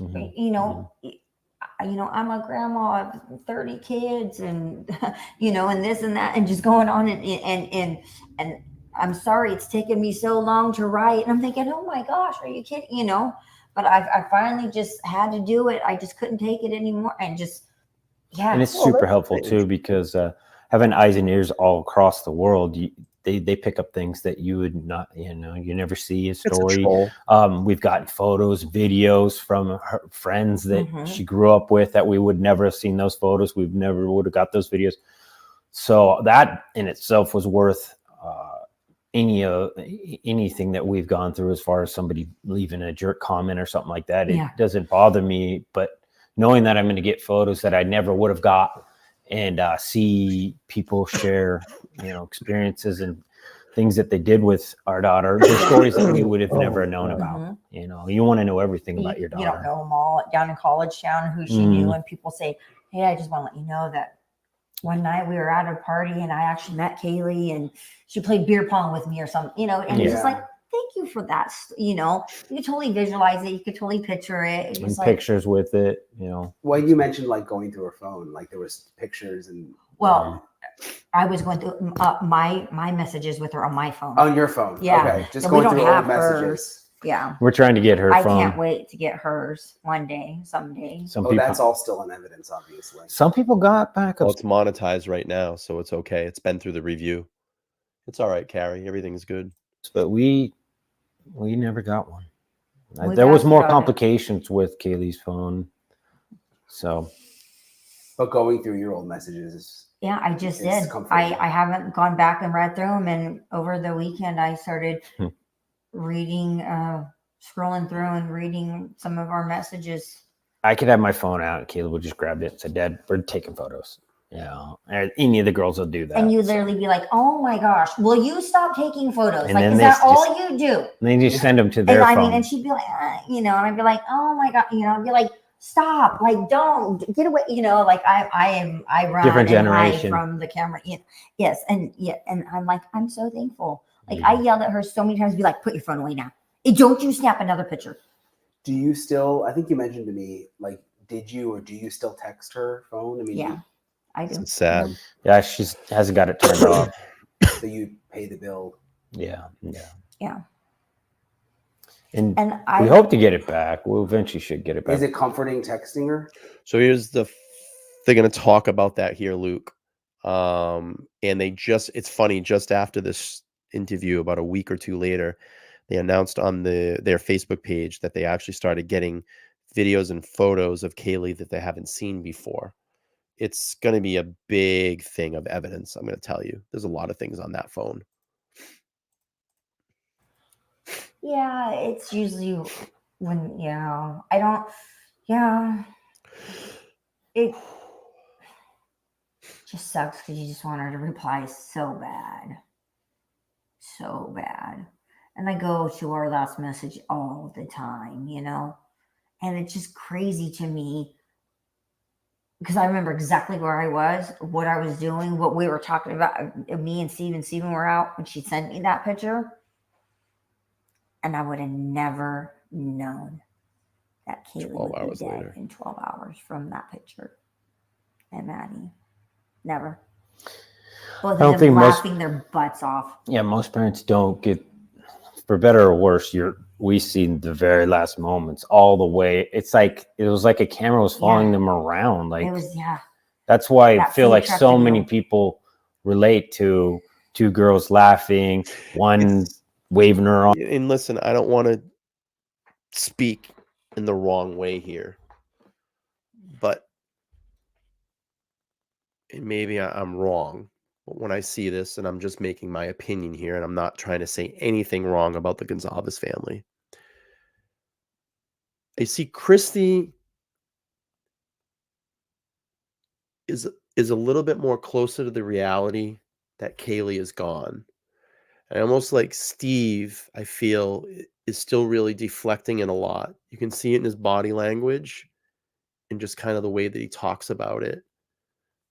It's not as emotional, I guess, as Christy. So maybe he hasn't totally come to terms with it yet. And again, I don't want to put words in his mouth. I don't want to put emotions in their mouth. I'm just making a assumption. And maybe you all see that a little bit. But he almost doesn't want to try to get emotionally there yet. But I think a lot of that will come out when the trial starts or after the trial. So what do y'all think about my theory? Am I crazy? And they're talking about boys, and they were over at a club, and there's other boys there, and they're going and getting grub food, and she's like, "Oh, don't worry, I'll share it with you." It just seemed like you're watching their lives as it was just part of your life, and then you know what it ends, you know how it ends, and you're just like, "There's to know that he knew what he had planned, his plan, he was planning it out right then and there as they were eating." He was. I don't think that Steve has let it all out yet. I really think he's been holding a lot of this in. You can see it right now. I think that he just hasn't had that, I don't want to say like that good cry, but that really long. And I think that's going to come out probably when this trial concludes, or when they definitively had something in court that he sees and knows. It's all going to come out. It hasn't come out of him yet. I think that he's obviously cried. But I don't think he's gotten to that total point yet. And it's sad. I feel bad for the poor guy. I mean, my heart would be ripped out if this was my daughter. I mean, look at him here. I just feel awful for him. Was planning on their murder. I feel really bad. Right then and there. I mean, he was getting himself all hyped up, all dressed, packing his little bag. And our children know. Sickening. Killing someone is just, that's God's decision. He decides when people come and go. You've got to be you got to be careful when you decide that. I know it's somebody's job, and that's a different circumstance when they go to war or they're a police officer. But as our kids, and they get mad and they say something, dirty or ugly to their siblings, we're like, no, you don't wish any of that on anyone, because that's just not acceptable. You got to apologize. I remember, thank you for being lining here. the kids up Merry and making Christmas them to you. apologize, and them getting so mad at me for making them do stuff.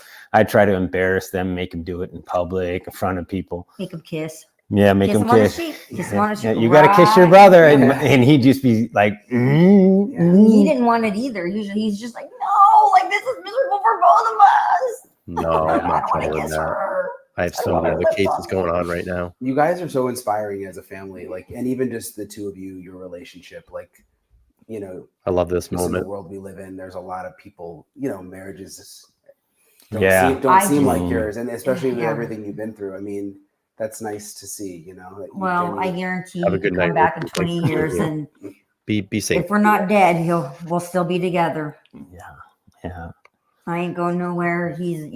I met her in college, and same type of thing that was going on with our kids, just going through that part of their lives, and we wanted them to go through the same thing. And it was he was in college. I was in high school. Yes, it's a little true. Different.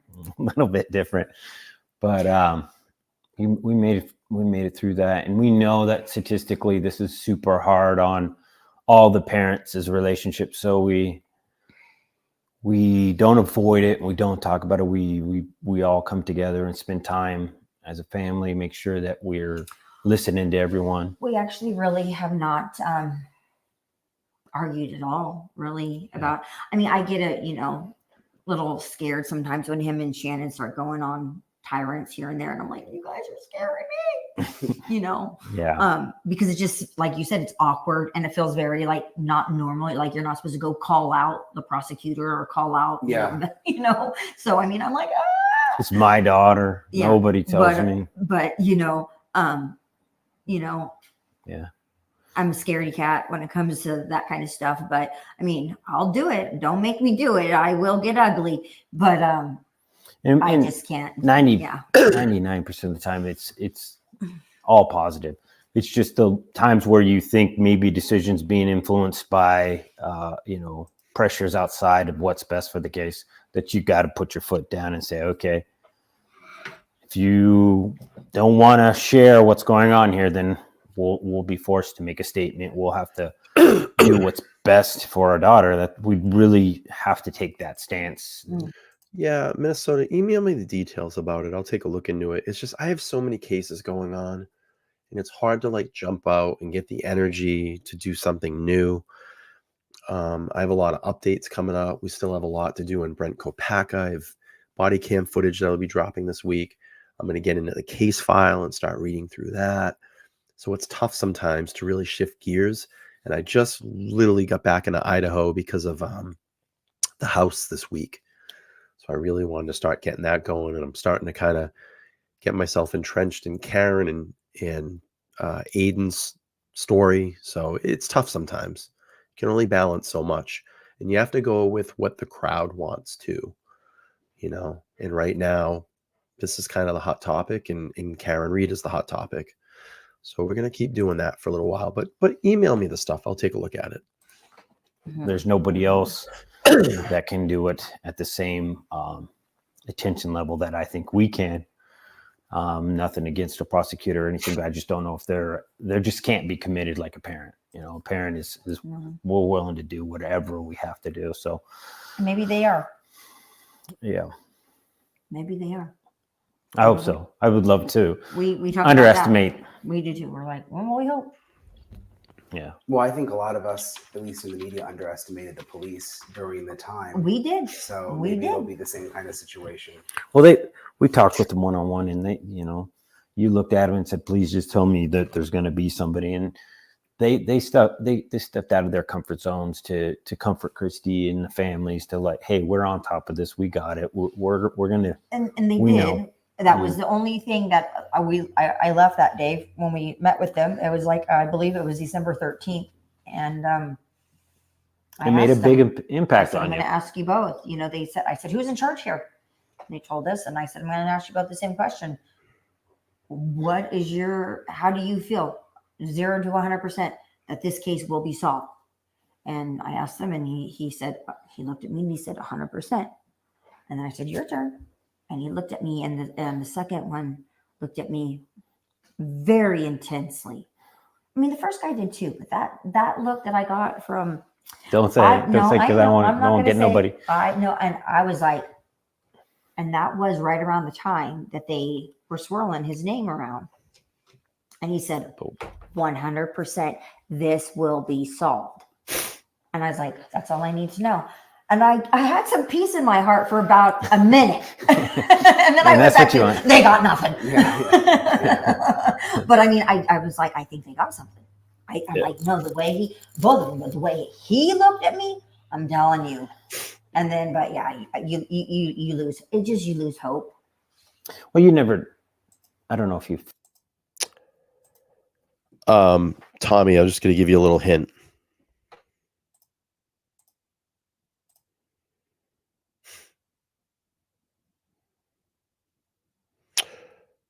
Just so everybody knows, and if you're interested,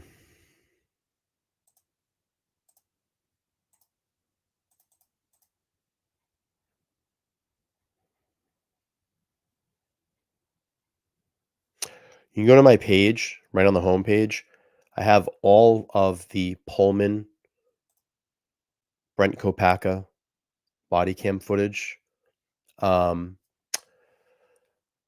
assistant Carrie has done a phenomenal job with building a relationship with one of the clerks in Pullman. And every Tuesday, we get new dumps of files, and we will get all of those files up until they said there's 200 hours of body cam footage. So it will take till at least March to get the full file. But I've been dropping new camera footage in the Brent Kopacka case every week. And I believe we have 4 or 5 body cam videos, and we have a lot more to go. I also have the extended case file that is given to me on a weekly basis. I just haven't had the voice or the energy to start going through the case file, but I will be doing that soon. There's a lot to go over in that case. And I essentially, from what I'm seeing and from what I know, Brent Kopacka, despite what everybody wants to say about Brent Kopacka, is not involved in the Idaho 4 murders. There's nothing inside the case report. There's nothing inside the language. There's nothing on the body cam footage that shows that. Now, from what I'm seeing and reviewing, I have a lot of questions as to what happened to Brent that night. I haven't made my conclusion because I need to see the rest of the body cam footage and read over the full reports, which I will be doing. Right now, as it stands, I would say there could possibly be a civil suit on the way, but I haven't made that complete determination yet. So I know one body cam footage was released on a certain channel, but I'm going to have all of them.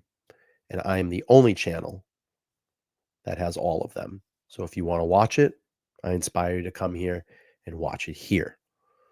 So let's go back to the video. We got about another half an hour. We'll finish that, and then we're going to get out for the night. Let me do this. Let me just pull this up here. Rassler's mom says, thank you for everything you do. I appreciate you. Well, I appreciate you. Thank you for being here.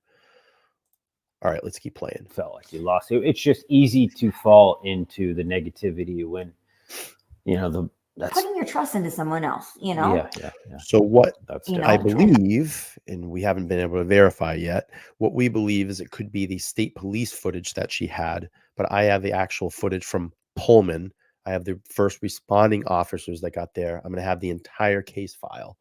So what you're seeing, I believe that she had was just state police footage, and it doesn't really show much. I have everything, and I'm going to be getting everything. So if that's a case of interest that you want to watch, come here.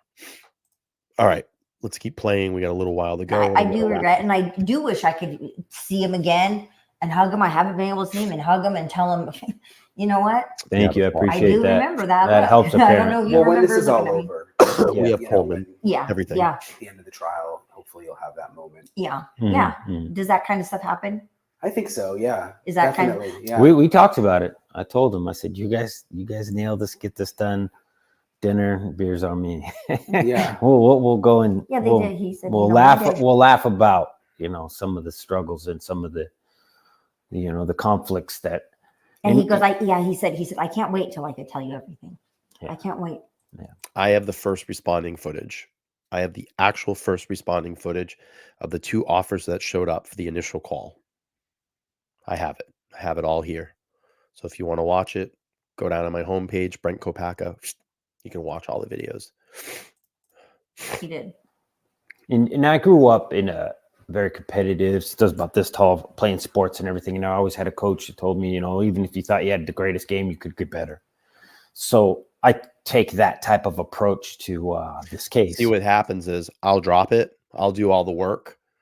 Then someone will come in and grab it and play it on their stream and show it to their 20, 50,000 subscribers. And they go, well, we're talking over. It's fair use. So there's really not much I can do. But it would be nice that if we can get some of those people over here watching on my channel and get my point of view on it. So,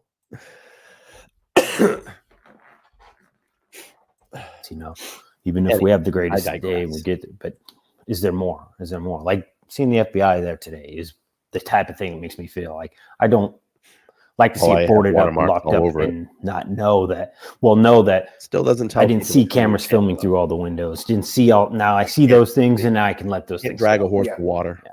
And hopefully they are, and they're finding more evidence or something new. I mean, that would be amazing. I feel like you've seen that community. We're gonna get, the ideal guy to get on that jury is a farmer who doesn't even have cable TV. Yeah. So to tell him he's got to watch a 3D render, it never made me feel right. A farmer is going to be like, no, I want to see it. I want to touch it. No, you guys can show me all this computer stuff all you want, but it's not real to me. It's not worth it. I want to look through that window. I want to hear a dog barking from inside that house. So that's why I was like, I don't know if boarding it up this quick during the middle of the winter is the ideal thing. And I think now with those guys going in there, that's exactly what makes me feel comfortable that when it does go down, then I don't look back and always think about what could have happened. Now it's done. So it's just things like that. Do you have any questions, Lauren? I mean, I know that and you can answer this to Bryan, but I know we've talked about, like, we still feel like there's so much more that we don't know that's going to come out whenever this trial starts. Mm-hmm. Is that kind of how you guys feel? Mm-hmm. And what does, and what is, it's that like? Are you gonna? Yeah. No, you can just answer it. That's fine. Yeah. I think it's scary. I'm scared. You don't want to hear something that. Well, yeah. I mean, because you can't. I mean, and like I said, my mind will go. Give me a little, and unfortunately, my mind will go there, and I'm scared what I will hear. I think it's going to be terrifying. I think it's going to be absolutely terrifying. And is it mentally good? Obviously it's not mentally good for me at all. Or healthy? No. And I've thought about, like, maybe I shouldn't go and be there. I mean, there are days that I won't be, photos, I'm out. But I feel I have to be there for Kaylee. Yeah. I feel like I have to. Like, she'd be like, Mom, get up and get your butt in court now. Yeah. Like she went through that. At least we can be there to make sure that it. But I think hearing the details, if they come out, or the prosecution's got to paint a picture. Even the picture that they paint, I mean, it's probably going to be fairly accurate, I would think, for the most part. We could talk to Thompson, the prosecution, and say, hey, all you have to do is look at us and we can leave. There's just no way that a ton of stuff is going to come out. I think a ton. And sometimes I just lay in bed and think about that. Yeah, they're going to retrace his steps. People are going to be shocked about how sophisticated this investigation was. I think. Carrie, thank you so much for becoming a member on Buy Me a Coffee. I appreciate that. You do a lot of work, and I appreciate it. Thank you so much. The caste system, what I've seen of that is going to blow people away. The tilting of the phone, all that stuff now can be used to give a picture that people don't. This is what I want everybody to understand. We've talked about this, and Steve knows about this stuff too. We talked about the phone, tilting the phone, the telemetry. If you follow the Karen Reed case, we know that John's health data went up says that he ascended up 3 levels. How did he do that? How did he walk a certain amount of feet and ascend up 3 levels? Well, because he was in the fucking house. So people are going to be shocked about how sophisticated this investigation was. I think the caste system, what I've seen of that is going to blow people away. The tilting of the phone, all that stuff now can be used to give a picture that people don't realize. So I think there's some brilliant people working on this case, and they're going to lay out a full picture of things that lay out to a point where you're going to walk through this and you're going to relive it. And that will, I think it'll be pretty clear by the end of the case. The verdict. I think the details are going to be what led up to it, or I know about some certain creators that have used some stuff, but they've done it the right way. And I always forget her name. Rachel. Everybody else will know. Is it Rachel? It starts with an S. But she did a nice video on Chelsea Grim, and she's got a lot of subscribers. And she actually used some of the body cam footage from my video and actually did a nice thing and called me out in her video and just said LTL is doing a great job on this case, and please go over and subscribe. So that was really nice. But a lot of the times you don't. It's usually people emailing me going, "Did you say that they were using your stuff?" And it's just not much I can do. When he got eyes on him, or one of them, both of them, someone, how he picked that. I mean, I think it's just going to be very haunting, very just a nightmare. Yeah, just an average the person's. motive, I think, because we don't really have that Yeah. yet, so that will all be. And I think his motive, which is weird, I think his motive was he wanted to do it. He wanted wanted to murder. Yeah. Well, he did want I to know be. that's but why did he want to murder? Well, he wanted murder because he wanted to see what it felt like because he's a weirdo. I don't know. Well, he wanted to be a police officer, and he probably. Well, I don't think most police officers want to murder people. No. But he and wanted especially that way. It was part of his fantasy was to be in that situation of control. So, but yeah, I mean, some of the details I look forward to because it would be nice to put it to rest. But I don't know if I would put it to rest. That your brain ponders it. How did they cross paths? How? I want answers. I want to know. Why can't you just tell us that? I mean, I get it, but I mean, it's just there's a simple question, and just how he was able to do that so quickly. Yeah. In the house. Yeah. It's so brutal.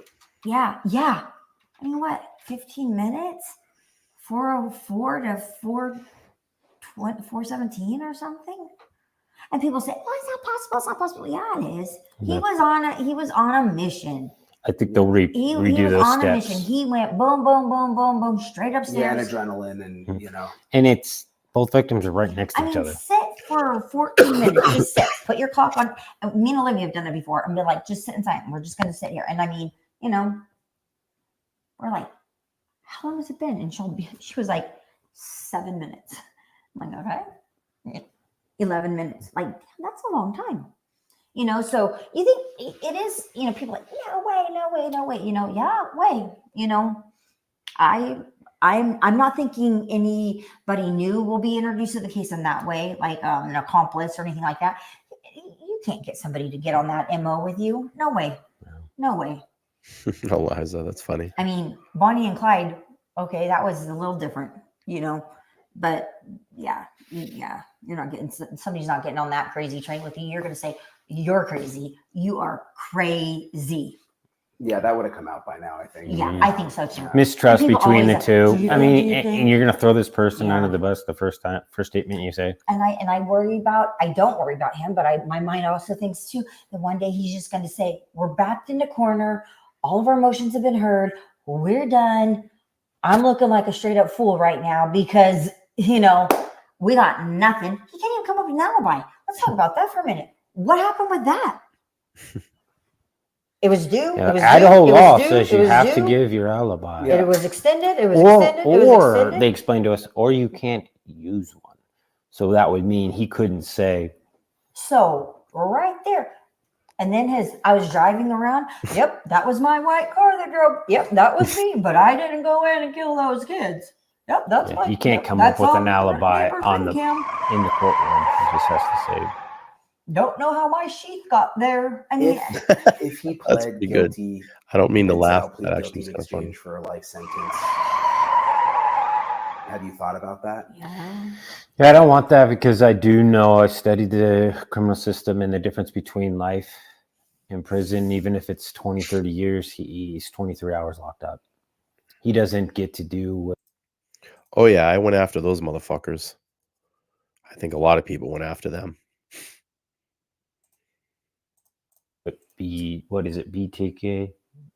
BTK killer. PTK. Or whatever. We've found out that he writes papers for other prisoners and gets treated really well because he's intelligent and he's able to help other prisoners get preferential treatment through the legal system.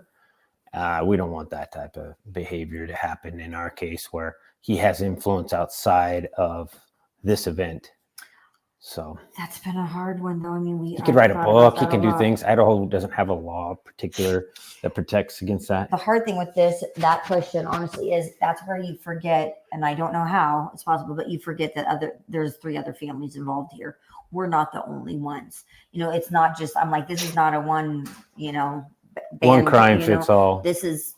Right. This isn't just our daughter. Right. Some and I might know not that want to go through the trial. I know some of the other families definitely would be, yes, like, let's go. Where do I sign? And I understand that 100%. 100%. I understand that. But you know what? Ultimately, it's not our call. I mean, they might ask us our opinion like they did on the death penalty.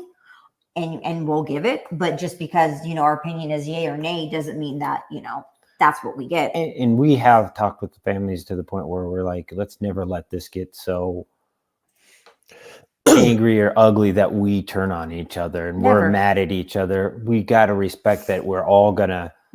I'm going to fight crazy and you're not going to agree with the way that I do things, but my heart's in the same place that your heart's at. You just have a different way of constructing your energy, and that's fine. I'm not asking you to be me, and I hope that you can understand that I'm going to be a different individual, different parent than you are, and we can all just agree that we're going to have different takes on it.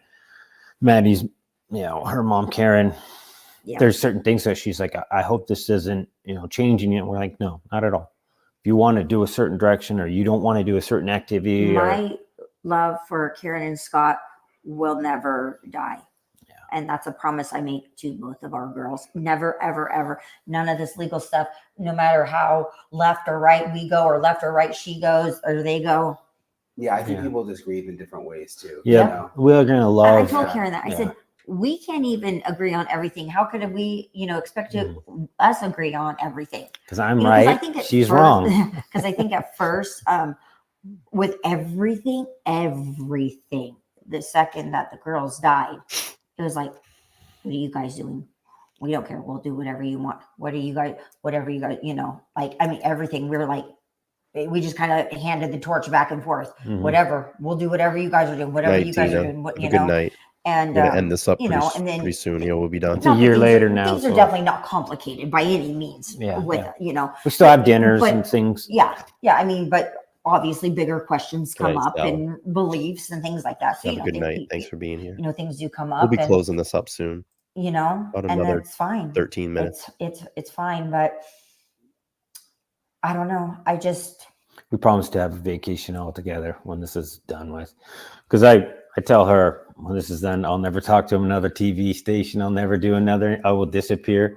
And I will be glad that when nobody recognizes and I don't have to do it. I can deal with it here in this, but I already told you one of the places that I'm going, and I hope to just find a place to just be a part of the community and just kind of disappear and just. Paul, thank you so much for the 5 on Buy Me a Coffee. I appreciate it. Thank you so much. And Merry Christmas to you.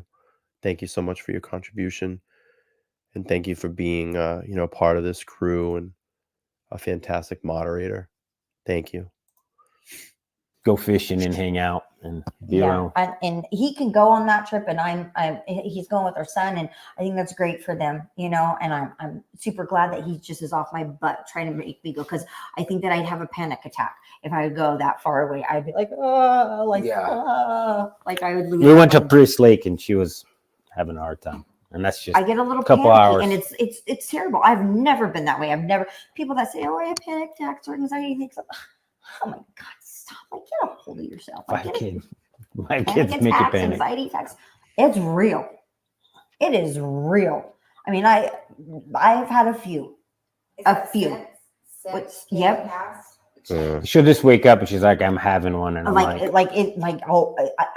had 3, and I literally wake up like just panic. I can't breathe. I'm like, I'm literally shaking uncontrollably. I'm trying to but I learned like the first two were bad. He almost took me to the hospital. We were up in Priest Lake, and he was like, Christy, like, you need to get a hold of yourself. Like, breathing is the trick, just trying to like control that breathing. But, and just, and the crazy thing is she doesn't have anything on her mind. Right. So like, if I came up and I had some vivid dream, then I'd be like, okay, I could, but she's just like, I'm like, what's going on? What are you thinking? She's like, nothing. And I'm like, well, clearly something's going on, but maybe you've just bottled it up and it just expresses. Good night, everybody. I don't know. People that are leaving. I do have some really terrible dreams, and that. Thank you for being here. It was almost 3.5 hours. Yeah, that sucks, and they're always about Kaylee. Always. Not always. You had one about Autumn this morning. Well, that she was saying, "It's cold. Let me in the house." That was a little creepy. That was about Autumn this morning. Goodbye. At my back door. It's winter. It seems like it would be hard to really try to figure out how to. You get the NIG in. We know what bad word he was going to put in, that disgusting word. Disgusting word. You're a disgusting person, sir or madam.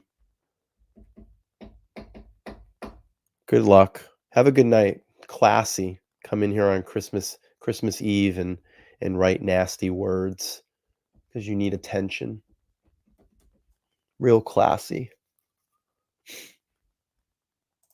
It's a full of Christmas spirit there. Real classy. Move on with your life when the trial is. You can't. And how are you supposed That's to? what I said. That's what I said to him. I'm like, I cannot move on right now. I cannot go on vacation. Don't take me too far away from my house. I mean, I'm glad that I don't work far. Your whole life's pending, and you're hoping for a schedule. You're hoping for dates. That's why our legal counsel is so like adamant on like, let's get some dates. He knows the families want their lives back. They need to have dates set in court, even if it gets postponed. We understand that, but knowing that these dates are laid out and they're not just like, today was a good example. It came out of nowhere. And then it basically ended with, we'll look at it. We're not exactly sure what we're looking at. Do we look at it all at once or do we look at it separately? It's a lot of discovery right now. And we were hoping discovery would be over a year later. But we're not complaining that. The Zoom today, I knew we were going to get a date, a scheduling date for this FBI stuff. But I was definitely like December 1st. What is it? Is it December 1st or 2nd?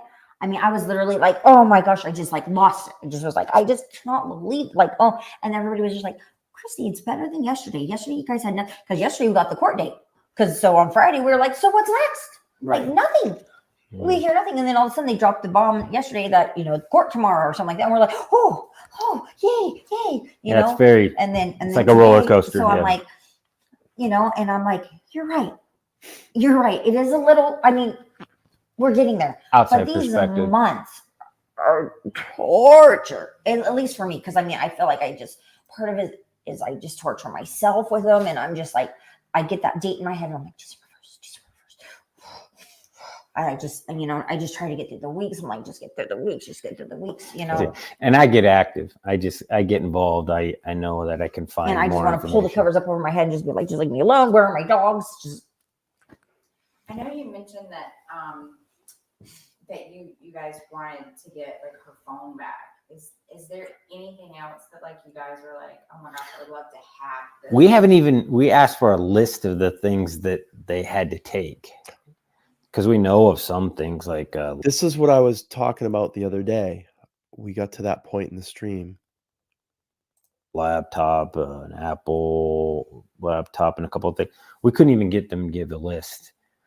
So of things that they had, and I mean, maybe it sounds stupid, but I don't really know why Kaylee's phone is evidence. Like, what is on? So it makes me think, what is on it? Yeah, that makes you go cuckoo. Yeah, I mean, I'm like, oh, we got someone that, Pamela, you have a Merry Christmas, okay? Because if it was your loved one, you'd be doing the same thing. Fighting for their rights, fighting to never let this happen again. You know what? You're cringy. And you have a very, very Merry Christmas. Goodbye. Have a good life. Okay. Yeah. What is on it? Her speaker. It's kind of unusual. That's what I wanted to hear. We got it. Carrie, we found it. I didn't go far enough last night. The speaker. Now there was a rumor that Bryan Kohberger's phone connected to a Bluetooth speaker in Kaylee's room or in Maddie's room. They just said they confirmed it. They have her speaker. So I'm probably feeling pretty good about this now. That rumor, I think it was like 8 or 9 months ago, they talked about it in a News Nation. I think it was on Banfield, and they talked about Bluetooth. And this is what I said about your phone constantly connecting to things when it's on or when you're around things in Wi-Fi. Now, it would lead me to believe if Kohberger's phone was off that night, right? He turned it off that night that he got there. He wouldn't be able to connect to a Wi-Fi or Bluetooth, but it doesn't necessarily mean that he hasn't been to that house before, because we know that he's been around there 12 times before. And this is what I talked about. If I pull this up right now and I just have my Wi-Fi on, it's trying to connect to multiple devices. If I have my Bluetooth on, it's trying to connect to multiple devices in my area.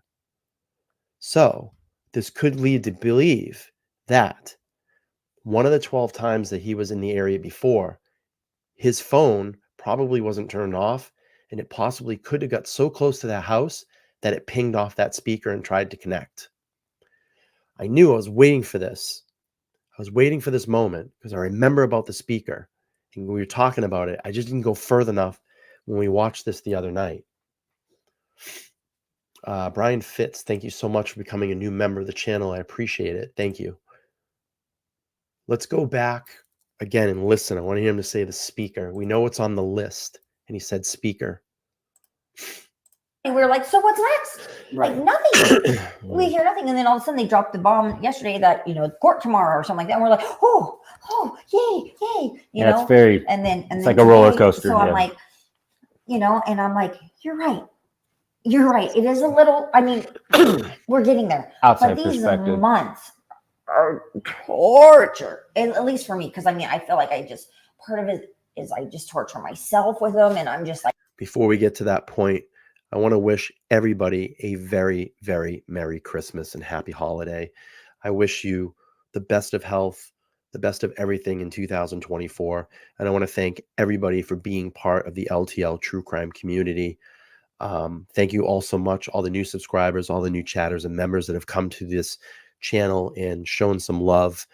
And again, my dream is in 2024. This time next year, 2024, I want to be free of my corporate job and a full-time creator. It's going to take a lot to get there, but I'm going to try my hardest. And I can't do that without the support of you. And what I mean by that is just coming to the streams, watching these videos, clicking, leaving comments, being interested in the channel and giving this channel action so we can beat it out into that nasty algorithm. And I hope that everybody's dreams here in 2024 come true. And I'm very excited for next year. So thank you. Thank you for all being here, part of this community.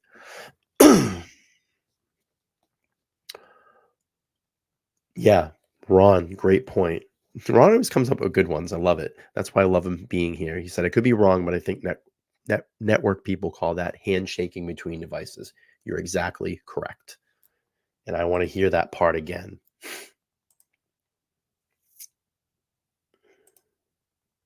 And by the way, while I have a big crowd in here, this is not normally the time I stream, but I normally start my streams at 8:15 p.m. Eastern Standard Time just about every night.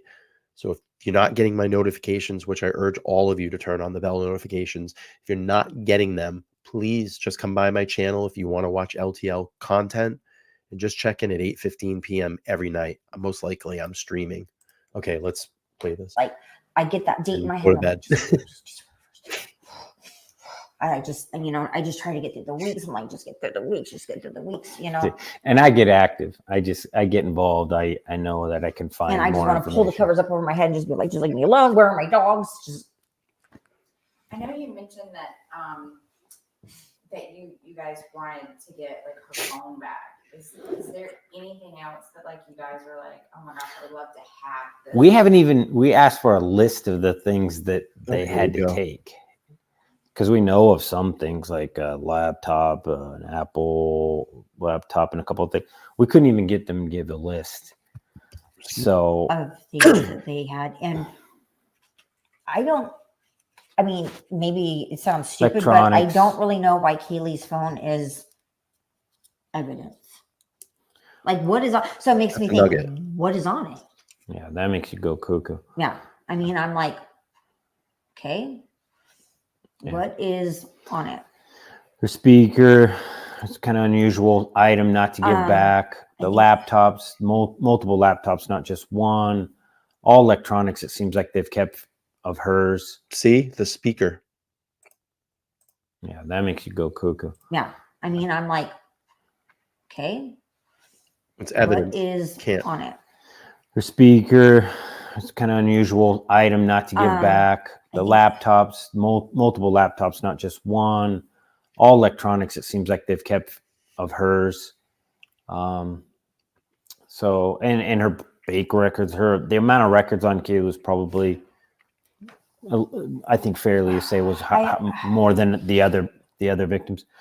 So curious where that's going to come. We got I'm telling you, Kohberger's phone connected to that speaker. That's why they have it. That's why they have it. I'm telling you that. Kohberger's phone connected to that speaker. That's why it's in evidence. Her wallet.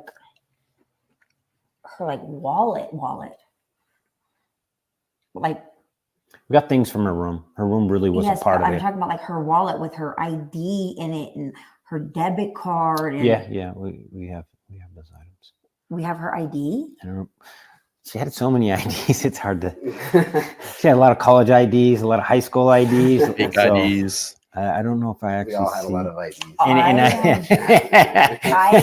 I actually haven't gone through. My thing is because I'm very good about like just pretending like things didn't happen and like put it out of my head and pretend. And that's what I do with Kaylee's stuff.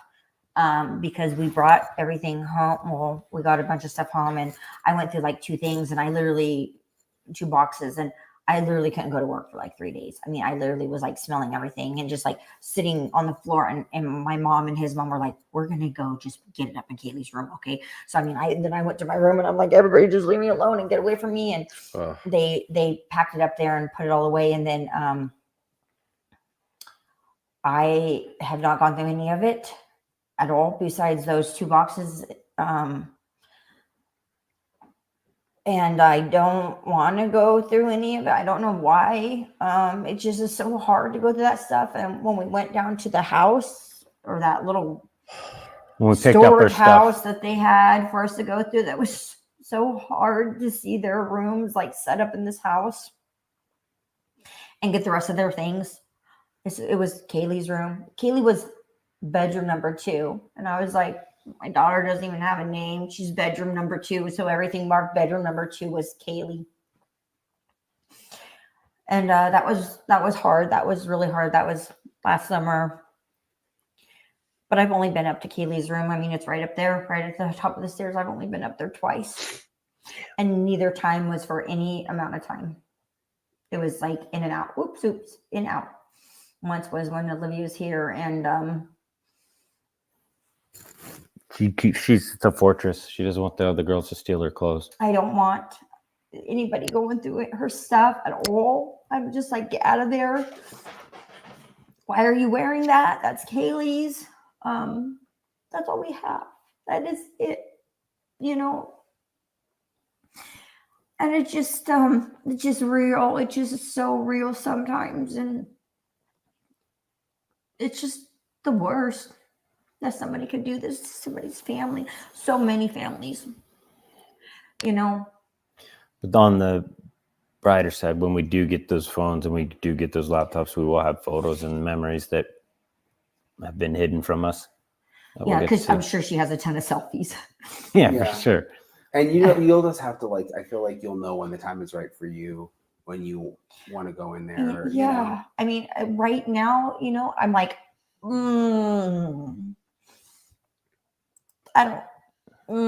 Yeah, you got to know yourself. Yeah, I mean, I'm like, my mother-in-law's been really working on it. She's here with us, and she's been really working on getting it kind of. I'm like, I just want it to be like she left it. I wish I would have saw exactly how she left it, because things have been put in there and stored in there since, or pretty much her stuff. All boxes. So she's trying. She's like, I remember, because she stays up there, and she was here when Kaylee passed away. And she was like, I remember. Do you want me to get it? Like, I can remember. And I'm like, yes, I want to see it.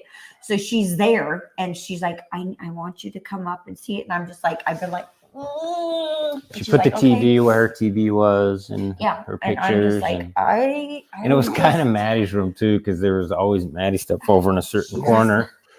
So they reconstructed in Kaylee's bedroom at home how Kaylee's room was back at the house. Okay. Wow, that's intense. Yeah. All the pink was in one corner, and so. Yeah, Cheryl just, and she understands though, she's not trying to push, but she said, it helps me actually. She goes, I wasn't super reluctant about going in. Thank you so much for the support. Thank you for all the support tonight. You all have been so rad, and I appreciate it. And we gave back, we gave some gifts out tonight, which was super rad too. We made some subscribers nights and gave them a little bit pocket money, gas, food, whatever they need it for, coffee.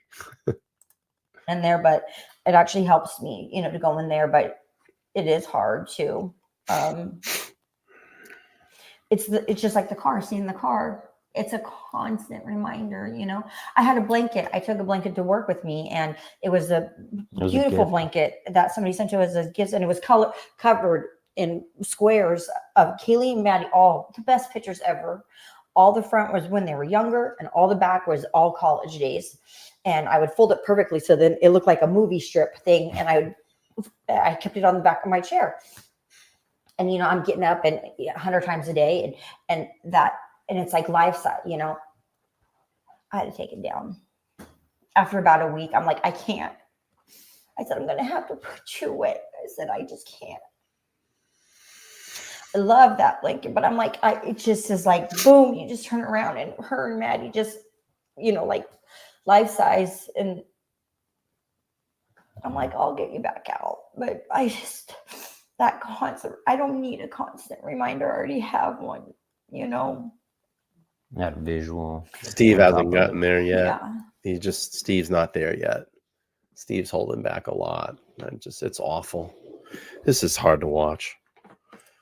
But yeah, and my friends were at work. We're like, well, about another 5 minutes. Put it away, for sure. And I'm like, I think I'm gonna have to. I don't know. Maybe I'm crazy. No, I don't think you're crazy. That's a nice moment from Bryan Edson. I love that moment because Bryan, that was such brilliant journalism. So Bryan, what I got from that was Bryan was a journalist for about an hour and 15 minutes. And then he showed that human side at the end to wrap the interview. And it's so nice that he made that human connection, that loving human connection. Because, it's not Bryan's child, but Bryan has put a lot into this case, just as we have too. We're very emotional about it. But I love that moment. It's such a human moment. She says, and maybe I'm crazy. He says, you're not crazy. Well, yeah, then put it away, for sure. And I'm fantastic journalism. I'm going to have to, I don't know. Because in journalism, you are not supposed to show your emotions or how you feel about something. You're supposed to just report. And I think that moment he let himself down. I'm not a journalist right now. You're not crazy. And that's a really nice touch. I don't know. Maybe I'm crazy. No, I don't think you're crazy. I don't know. Your mom. Yeah. Nice moment. It's hard. I think when the time is right for you, you'll know, like when you want to go in a room, or it's like. Cindy, thank you so much. Yeah, I mean, Merry Christmas to I you. hope, because I Thanks for the Caitlin would want $4.99. me to go in there and sit and go through her things and smell her stinky sweatshirts and stuff. But I don't know. You can't rush it. Just take your time, and if just always put yourself in her position. If you were gone and she That's what everybody always tells me, and I'm like, that doesn't help me. So she was looking at pictures of you, and it was making her upset. And she's like, "Mom, I'm gonna have to put this in the closet for a day. Would you wait?" No, you need to deal with my photo. I would be like, Kaylee, I'm not that bad. You're really gonna put me in the dark closet? Well, then you know. But I love you. I mean, you've got her pictures everywhere. I don't think she's gonna right. And the feel kids like are already like, Mom, things Yeah. are getting a little shiny around Yeah, here. And I'm like, and I'm like, no, okay. Like, How many Kayleys have you done? I'm like, it's not. It's perfect. Oh. Perfect. So you can see there was a little bit of laughter at the end there. It's nice to see Christy and Steve smile. But just being in their home, you can tell this is something that they're living every day, that their entire family is living, and that all the victims' families are living. Some are more private than others. Everybody grieves in different ways, but yeah, it's a good it's point. really just a difficult time. Lindy, great point. Says back to the IDs that were mentioned earlier. Didn't they say that BK had a bunch of random IDs too? I wonder if they ever released who they belong to. They haven't released that, but I'm sure it will come out in trial. Yeah, that's a good point. I forgot about that. Great catch. That's why I love going back and looking at all this stuff, because we catch things. I mean, look, we caught something tonight. That damn speaker. I was like looking for that forever. I'm like, where did he say it? And I remembered, and I was like, there it is. It's good stuff. And so my heart goes out to all of them, especially at the 1 year mark. In terms of the court case, there's no significant update right now. There's not another hearing scheduled. There's a deadline for the prosecution to turn over some of the investigative genetic genealogy records to the judge. That's December 1st. But beyond that, there's a lot of everybody asks me, is there a trial date? When's the trial going to be? We really don't know. And if you heard in the interview, I mean, that's something that is agonizing for the families. So hopefully that'll all be sorted out soon. But thanks for listening. I hope that hearing that full extended interview gave you a sense of what these families go through, because I know a lot of us who follow the cases, we get really into all the little tidbits and following the court process, and sometimes you lose sight of just how agonizing this is for the families. And I think seeing that full unedited interview hopefully shows you the range of emotions that they're going through. So thanks for watching. I'll see you guys soon. Okay, good stuff. All right. We're going to end this stream. We made it from Christmas Eve to Christmas. I appreciate everybody being here. We held just about 150 people straight all the way through. So thank you for being here. We're going on 3 hours and 57 minutes, so almost 4 minutes, almost 4 hours, and super great marathon stream. I enjoyed every moment hanging out with everybody in the chat. It was such a great, productive chat.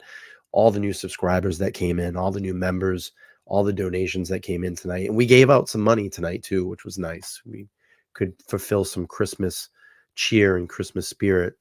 I just want to pull these up before we go. Shani gifted the membership. Thank you. RMH became a new member. Luna's gifted a membership. Carrie with the 5. Carrie with the other 5. Shani with the 5. Luna's mom with a $5 donation. Luna's mom with a 5. Carrie with another 5. LTL Podcast gifted out 5. Debbie used her 6-month membership highlight. Thank you for being here. We love you too. Carrie with a 50. Thank you so much. That was huge. I appreciate that. Wrestler's mom using her 1 month. We always love that when people use their highlighted monthly membership. You have that benefit to do that. Oh, I appreciate you too. Thank you. Brian becoming a new member. Debbie with the 5, and then Cindy with the 5. Very sweet. I appreciate it. I thank everybody that used Buy Me a Coffee, Venmo, Cash App tonight, and PayPal. Thank you all so much for your memberships that came in. It truly helps support this channel. and helps me becoming close to becoming a full-time creator here in the future. Again, I just want to make sure everybody understands. I usually stream at 8:15 p.m. Eastern Standard Time. So if you don't get my notification, just stop by the channel. I'm probably streaming. I have a big stream coming up on Tuesday with the Glarer, and not sure if I'm going to do something tomorrow. Maybe tomorrow night as people are returning home from their Christmas festivities. Maybe we'll whip something up. If not here, maybe I'll be on the second channel hanging out. That's it. Thursday I'll be on. We'll be protesting the King Road destruction. And I got some great stuff planned this week. Kopaka body cam will be dropping as well this week. And I hope you can all catch that stuff. So thank you all so much. I appreciate everybody, all the new members, faces, and subscribers. You're all fantastic people. Enjoy the time tomorrow with your family. Hug a loved one, because you never know what can happen. And if you're sick with COVID too, I hope you get through it. I'm attempting to make my way through it. It sucks. This is the third time I've had it. And the last two have not been fun. So I'm hoping that 2024 is better for me. And I hope it's the best for all of you. I can't wait to see all your shining faces again soon. Thank you again so much for the support. Be well, be kind. I'll talk to you all soon. Have a great night. I'm going to hit the outro here. Have a good night.